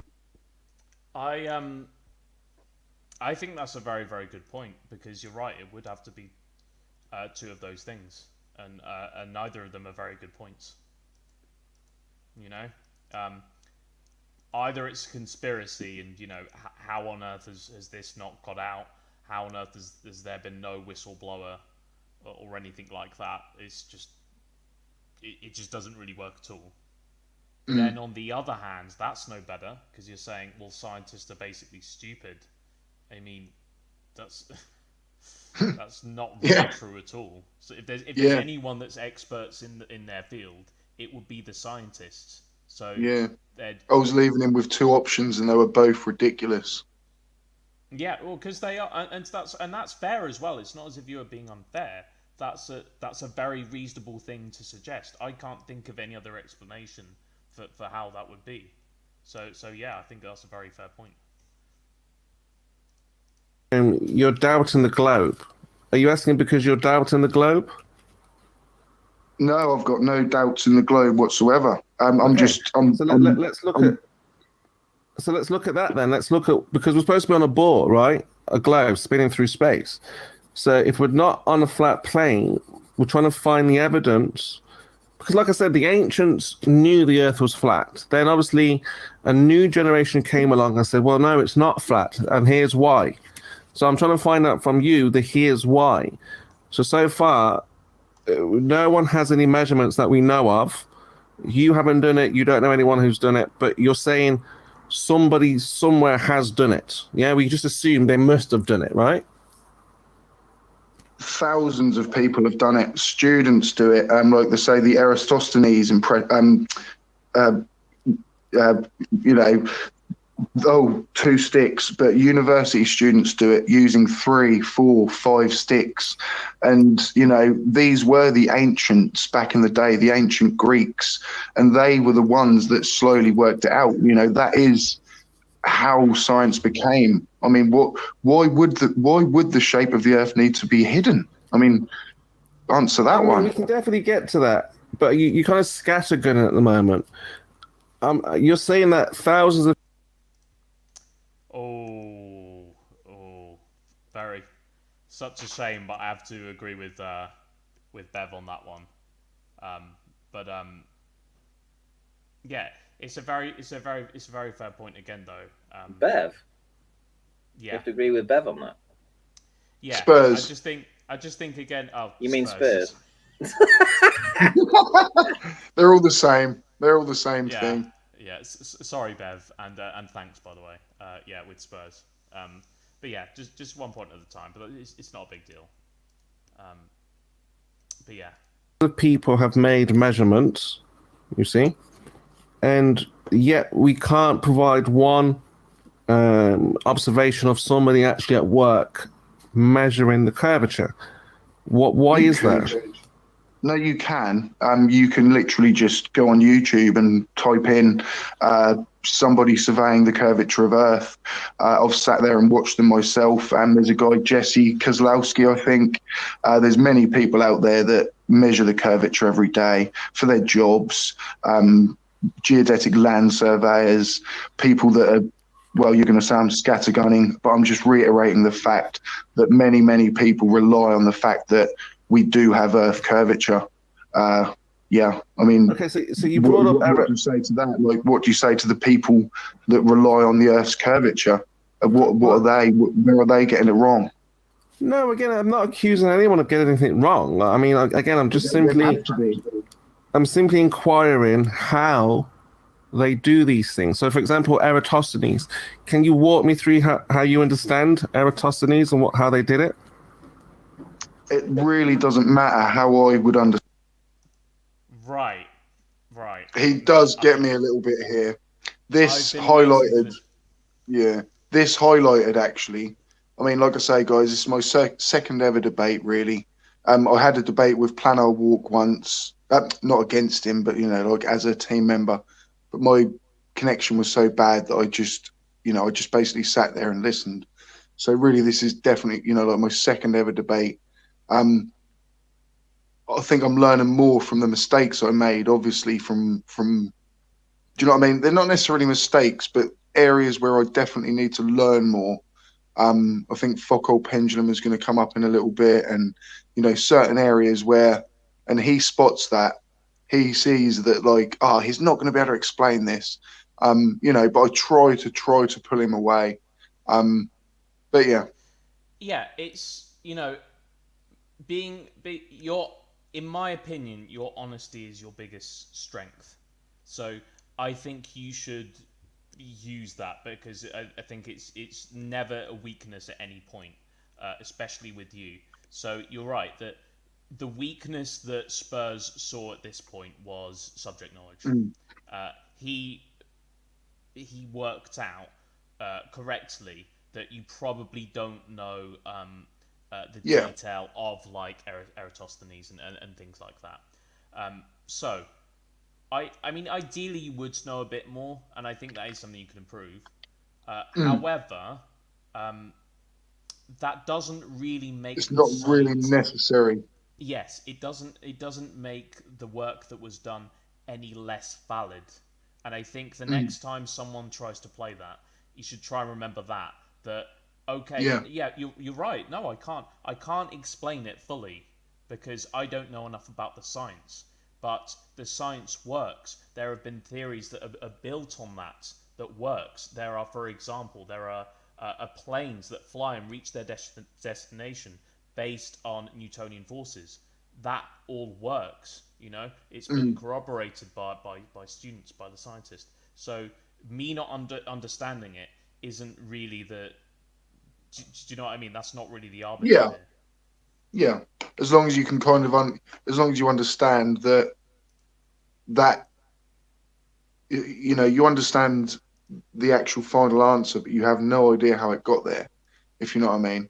But you know that it fits the very complex jigsaw that is our universe. Do you know what I mean? It just is another piece, and you don't have to be able to fit every piece in the puzzle exactly, because, you know, there's already all these experts everywhere doing it kind of for you, if you know what I mean.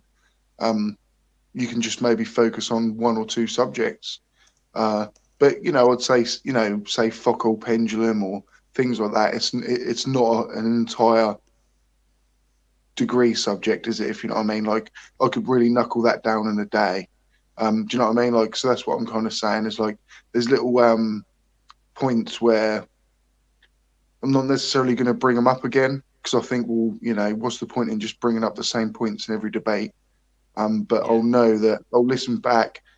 I've got that nailed. So if someone brings up Foucault pendulum, I can have it nailed. Do you know what I mean? So Yeah. It's just, and I think it's kind of the thing that Spurs was doing as well. There was someone in the chat that brought up this phrase, and I think it's brilliant. And they said he was jacking off, JAQ, jacking off, just asking questions. Yeah. And I think that's completely true. And you know what the thing is? It's very, very easy to ask questions. You could just ask questions and then ask a follow-up question and then ask a follow-up question on that. So even, I don't know, let's say I was having a debate with Dave MC. I could ask him questions about computers. Now, Dave knows a lot about computers, but if I keep asking follow-up questions, eventually he will get a question that he can't answer. You know what I mean? But that's no reason for me to sit back and arrogantly think, haha, I've got him. I asked a question he can answer.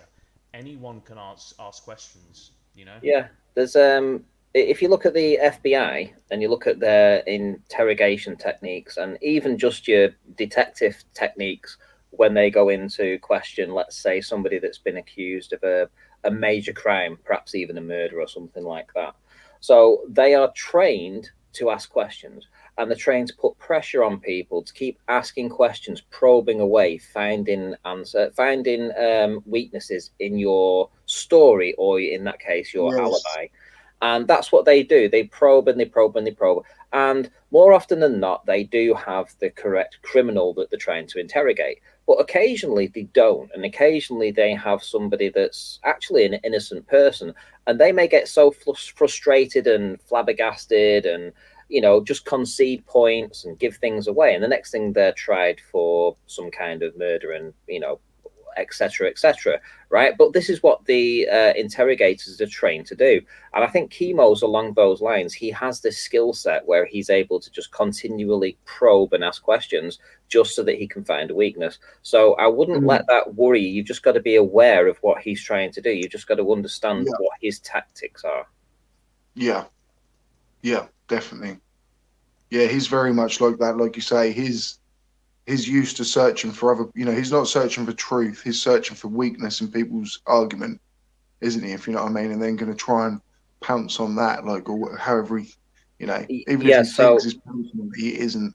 So what you've got to think of, I'll give you an idea of how the Flurf will try to change direction and move things from a different subject and what you need to do to counter that. So, you know, you're driving down a road and they want you to turn left. So then they ask a question about turning left. If you answer the question about turning left, what happens if you turn left? Are you going to end up at the gas station on the, you know, half a mile down the road, etc., etc.? And if you answer that question, then you're going to be asking questions that's on the left-hand side of the turnoff. You're going to be asking questions along that roadside, right? Whereas what you need to do, as soon as they ask a question about diverting from the main road and they want to talk about going left to the gas station, you say, okay, well, we'll get to that point in a moment. Once you answer the question about this, we'll get to that. But can you please just answer this question? Don't let them divert. Don't let them change the direction of the flow. Spurskimo is an expert in changing people's concentration and changing the narrative of where they're going to go. I don't fall into that trap. I am not that type of person that will do that. So you've just, and that's only because of experience. That's not it. Yeah. That wasn't brought up in me. Yeah. It's just through experience, through listening to these guys for years. So you've just got to be careful not to let them take you on a different path. Stick to your path at all points. I noticed a few times he was bringing up gravity, and I just didn't even mention the word, because I know that I know absolutely nothing about it, and I tried to keep him to subjects, and I thought, again, and I suppose little things that I'll learn as I go along. He tried to take me down these paths, like you say, but yeah, I knew, like, he was like the Pied Piper. Do you know what I mean? Just like trying to whistle me down these little alleyways, and he took me down there a couple of times, but I think I managed to squeak my way out. But no, it's lovely. It's lovely. I love your guys' kind of critique as we go, and it's brilliant. Well, I don't know where this is going to end up, because what we're on now, we're coming up to midnight, so I'm going to have to drop out soon. But so I don't know what's going to happen. Whether we're going to listen to the second part of this today, maybe not. I don't know. But in any event, I hope I'm going to listen to the second half at least tomorrow, regardless. And I hope that I can hear you changing subjects. But the thing is, Chemo's just a master debater. That's what he is. Very skilled at that. So he's spent way too long. I mean, a lot of people even think he's a Poe. Do you know what I mean? Like, I don't know. I find it hard now calling out people, but I don't know. I really wouldn't want to be debating a Poe. But well, he's as skilled a debater as I am, and yet, whereas now, as I have both arguments on my side, so I also have his insight of what he can bring to the table, but then I also have the globe proofs that I can bring to counter his arguments, because I've heard it all. So he has he's a one-trick pony with just the flurf nonsense, right? I understand the flurf nonsense. I've been there. I've understood it. I've listened to it for years, and I know how to counter it. So it's, so when I'm listening to this, it's kind of rudimentary to me, but it's just nice to pass on this information and knowledge to see where, you can perhaps sharpen up your tools, when you debate him again, because he is skilled at diverting people that aren't aware of what he's trying to do. And I will add, I think I did pretty well, though. I mean, he's debated sort of people like FTFE, and like you say, actually, it's not the full debate. We are about probably halfway through, I think, just over. But it's a learning curve, isn't it? It really is a learning curve. But I really did kind of hold my own, I think. But there's so much I now need to, if I wanted to, say, because even FTFE was like, hold on, no, let's not don't put yourself down there. No, you just said you held your own. I don't believe that for a minute. Everything I've heard up to now is that you've answered questions concisely and on point, and Chemo was just obfuscated and not answered a single thing. So it might, it might sound to you right now that you think that I'm saying that you're losing. Absolutely not. I think you're absolutely smashing him, but I'm just saying that for the audience's sake, to be aware of where he's trying to divert. So I wasn't specifically saying to you that this is what he's trying to do. I'm just telling people, be aware of when you're listening to debates like this, of when the flurf tries to divert, to be aware of that. So when they're trying to say to you, let's turn left, but the question was, let's go straight on. And then they're trying to turn left. Just be aware of what they're doing. There's a tactic. It's a mental tactic that they do. Just be aware of it. Yeah. And I love that, though, because, like, I would say probably FTFE is the most experienced, like, debater within this community. And he actually, when I remember seeing on one of your debates in the comments section, he was like, "Are you coming for my job, Ranty? Do you know what I mean?" And I was just like, there we go. Do you know what I mean? Even the king of fucking FE debates, he can just destroy anyone. And he was just like, when am I hanging up my hat? Do you know what I mean? So I was like, any opportunity you I'm not taking it as criticism at all. But also I kind of think and know that I did very well, if you know what I mean. But I get totally what you're saying. Is rather than just kind of maybe, you know, I didn't really. No, actually, I did get a knockout punch on him this coming up, but you know, it could have been it could have been better. I know exactly what you're saying. No worries. I would Right. also Well, add, don't feel pressured. You don't have to be Spurs' teacher, because there were at some points, and probably see this in the second half, because I can't stay on that much longer either, so I'll probably have to wrap it up in a sec.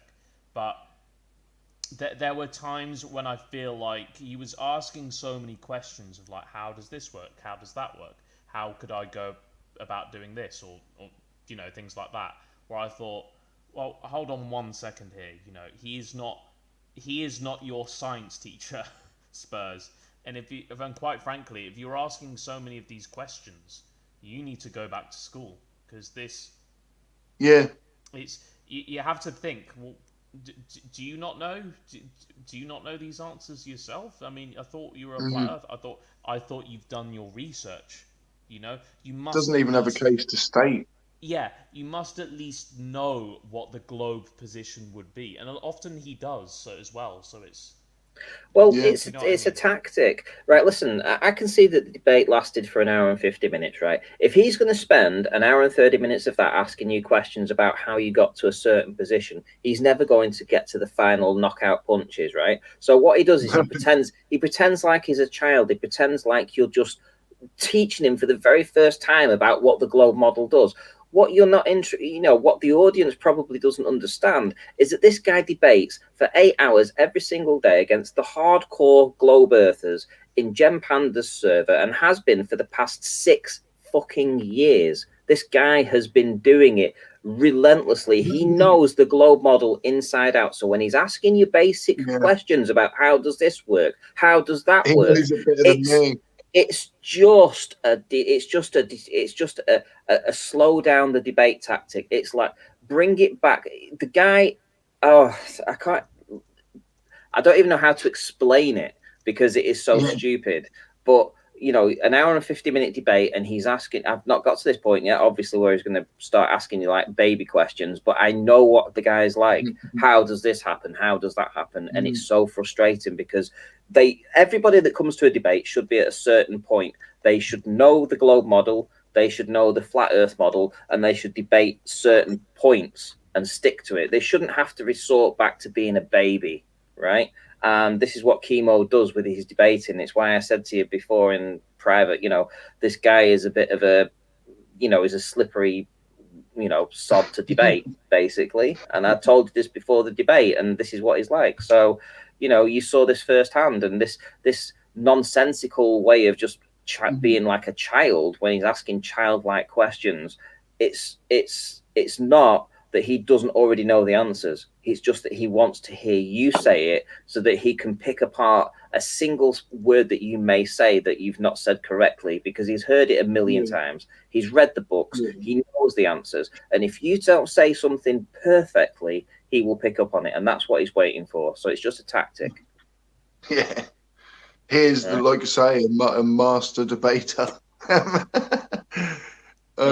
He's up there with Jokley Oakley. Well, maybe you should, you know, go to him, you know, when you actually start these debates, and ask him, you know, before you even start, are you fully, you know, au fait with the globe model? And if he says yes, then you don't have to ever go back to that, because if he brings up it and says, well, how does this work? Say, well, you already agreed that you know what the globe model was, right? So let's move past that. So let's move past that. And if he turns around and says that he is au fait with the globe model, turn around and say to him, well, you've been debating for 6 years. How do you not know what the globe model is by now? And at that point, you've demeaned him or you've demeaned him, right? So at both points, you've demeaned him, little slippery sod. I mean, how do they even? I don't think they even really do understand the globe model, though. If they did, they would be dishonest and actually be flat earthers, if you know what I mean. Like, if you knew what a globe model is, kind of like from that point, I don't know. Like I say, people say Spurs is a Poe. They I really hope not. They know what it is, at a very like surface level. You know, it's just they've given the surface the tiniest little scratch and be like, oh, nonsense, that's impossible. You know, so they, in a sense, they do, but it's just that very initial reactionary, like, oh, spinning ball flying through space. You know, it doesn't go any further than that, and that's where the buck stops pretty much at that first assumption that sounds unreasonable to them. That's it. Well, yeah, I mean, listen, if they're coming to debate you on the model, the shape, you know, and they want to attack your model, then they must understand your model. And if you listen to the start of the debate, he turned around and said he wants to talk about your model and things about your model. So in that respect, he's coming across as some kind of expert about your model. So, you know, and then says, I don't need a model.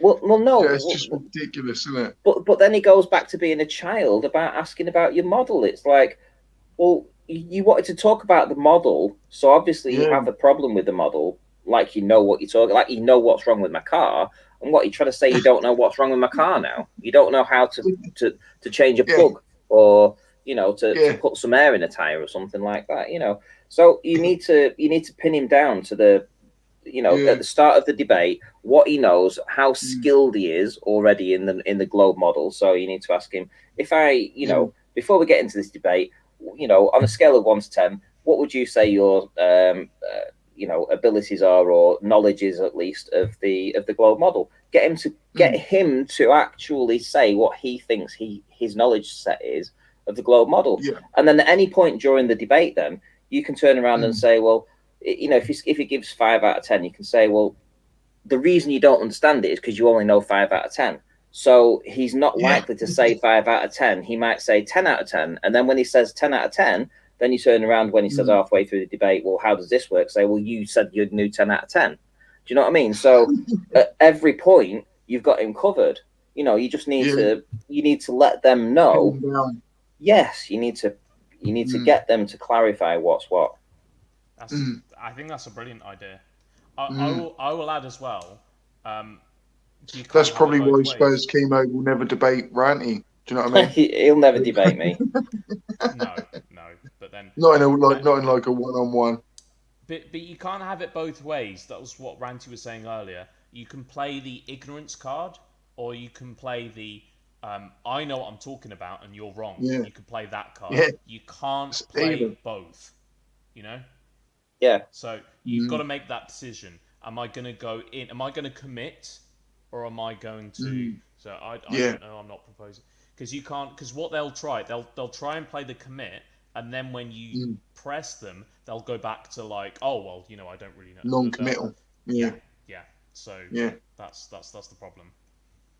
I reckon many flat earthers aren't married, probably just because they're non-committal. Do you know what I mean? Like. Seek, dude, I'm gonna have to go. I was gonna say, dude, it's midnight now, so there's about another half of that left. So I think we'll recap when Deadly Dave is back available. Maybe Saturday, Sunday, Monday, something like that. Guys. So we'll kind of just wrap it up. I think Ranty said he was going to be off as well, so we may as well just. Sounds good. And the good thing is we've had some flirfs in the chat that have been keeping the chat active too, which has been great. I mean, they've been, you know, like the clowns, you know, dancing in the side chat. If you go back in time, there was you know, you had the kings and you had the jesters. Well, there's kings and there's jesters in the chat, and there's like 2 or 3 jesters in the chat. Try Thinking's one of them. And he's dancing for the audience, which is great, and we welcome that. We welcome anytime the dancing jester wants to return. He's more than welcome. Yeah, Bev actually hasn't been too bad, at least of what I saw. I don't know if it's just me. Bev's all right. It's great. He's good. He's been doing good. He actually congratulated me on my. He said, like, well done, you did well in the debate. I'm a little bit creeped out, like, you know, when there's like a bully in the playground, but he's only nice to one person, and it's a little bit weird. So like, he's being nice to me, but not nice to anyone else. So I'm a little bit like, what are you trying to do? Like, I would give him the benefit of the doubt. To be fair to Ben. No, I am I giving him the benefit of the doubt. yeah. So thank you, Try Thinking, for thanking Yeah, me. good on It's a you. bit of a mouthful, but yeah, thank you for entertaining the thanking me. chat, and for entertaining the chat as well. You know, keeping things rolling over there. It's been great. Yeah. I think, you know, it's like even if you're a flat earther or something like that, there are times when you could just be a nice person, even if it's only for a little bit. Yeah. You know, and just, you know, let's forget what the shape of the Earth is or isn't for a second. Just say, you know, We are just all right, people mate. at the end of the day, aren't we? You know, It's not a big deal. very, you know, all of different ilks, shall we say? Like But yeah, listen. I used to have chats with SE Montreal about his plants and stuff like that, because I think he keeps plants and things like that, and so it's, you know, it's nice. It doesn't all have to be about flat Earth and stuff like that. Well, Yeah, let's get some common ground, you know. Yeah, right. Peace out. I think that's good little point to end. Guys, thank you so much. Ranty, of course, next time we do the second part, if we're live, just give us a shout. You're welcome on at any point. It's either going to be Saturday, Sunday, Monday, but I'm not sure yet. Bullet Bill, legend. Thank you for kind of taking us through and, you know, kind of holding the fort there. Even though apparently nobody can hear you, but I can hear you okay. Well, stay on the call in a minute. Stay on the call because I want to talk about your headphones. Okay, yeah, I will do after we finish. But yeah, I had to vent, dude. I was beside myself in the chat during the debate, so I just had to. Yeah. No worries, guys. Everyone in the chat. Well, Ranty, thanks for joining. Bullet Bill, Limey Play from earlier, Deadly Dave. Am I missing anyone? I'm sure I am. I definitely am. No, I think you're good. No, I'm not actually. Man Devil. No, I did mention Limey Play. Man Devil, Paul Heath, Martin H, Truth Nerds, Loki Fish, Mars, and Madman, Generation Globe, East Anglia crew. Good to see you. Ammon and a man like me. The Earth's not flat. Abigail, Mina, Theodoric, anybody and everybody that is here right now. The Snark, H. Nelson, hi guys. We're now about to say bye, guys. I'm so sorry, but please do check out the rest of the stream if you have just joined. Yeah, over and out, everyone. Stay safe and keep it global. I'll see. Keep the stream open for me and Ranty for a minute, just after you finish, just to remind you that. After you stop streaming. It's actually still live at the minute. So oh yeah, I just mean for when. So you stop, everyone, thanks so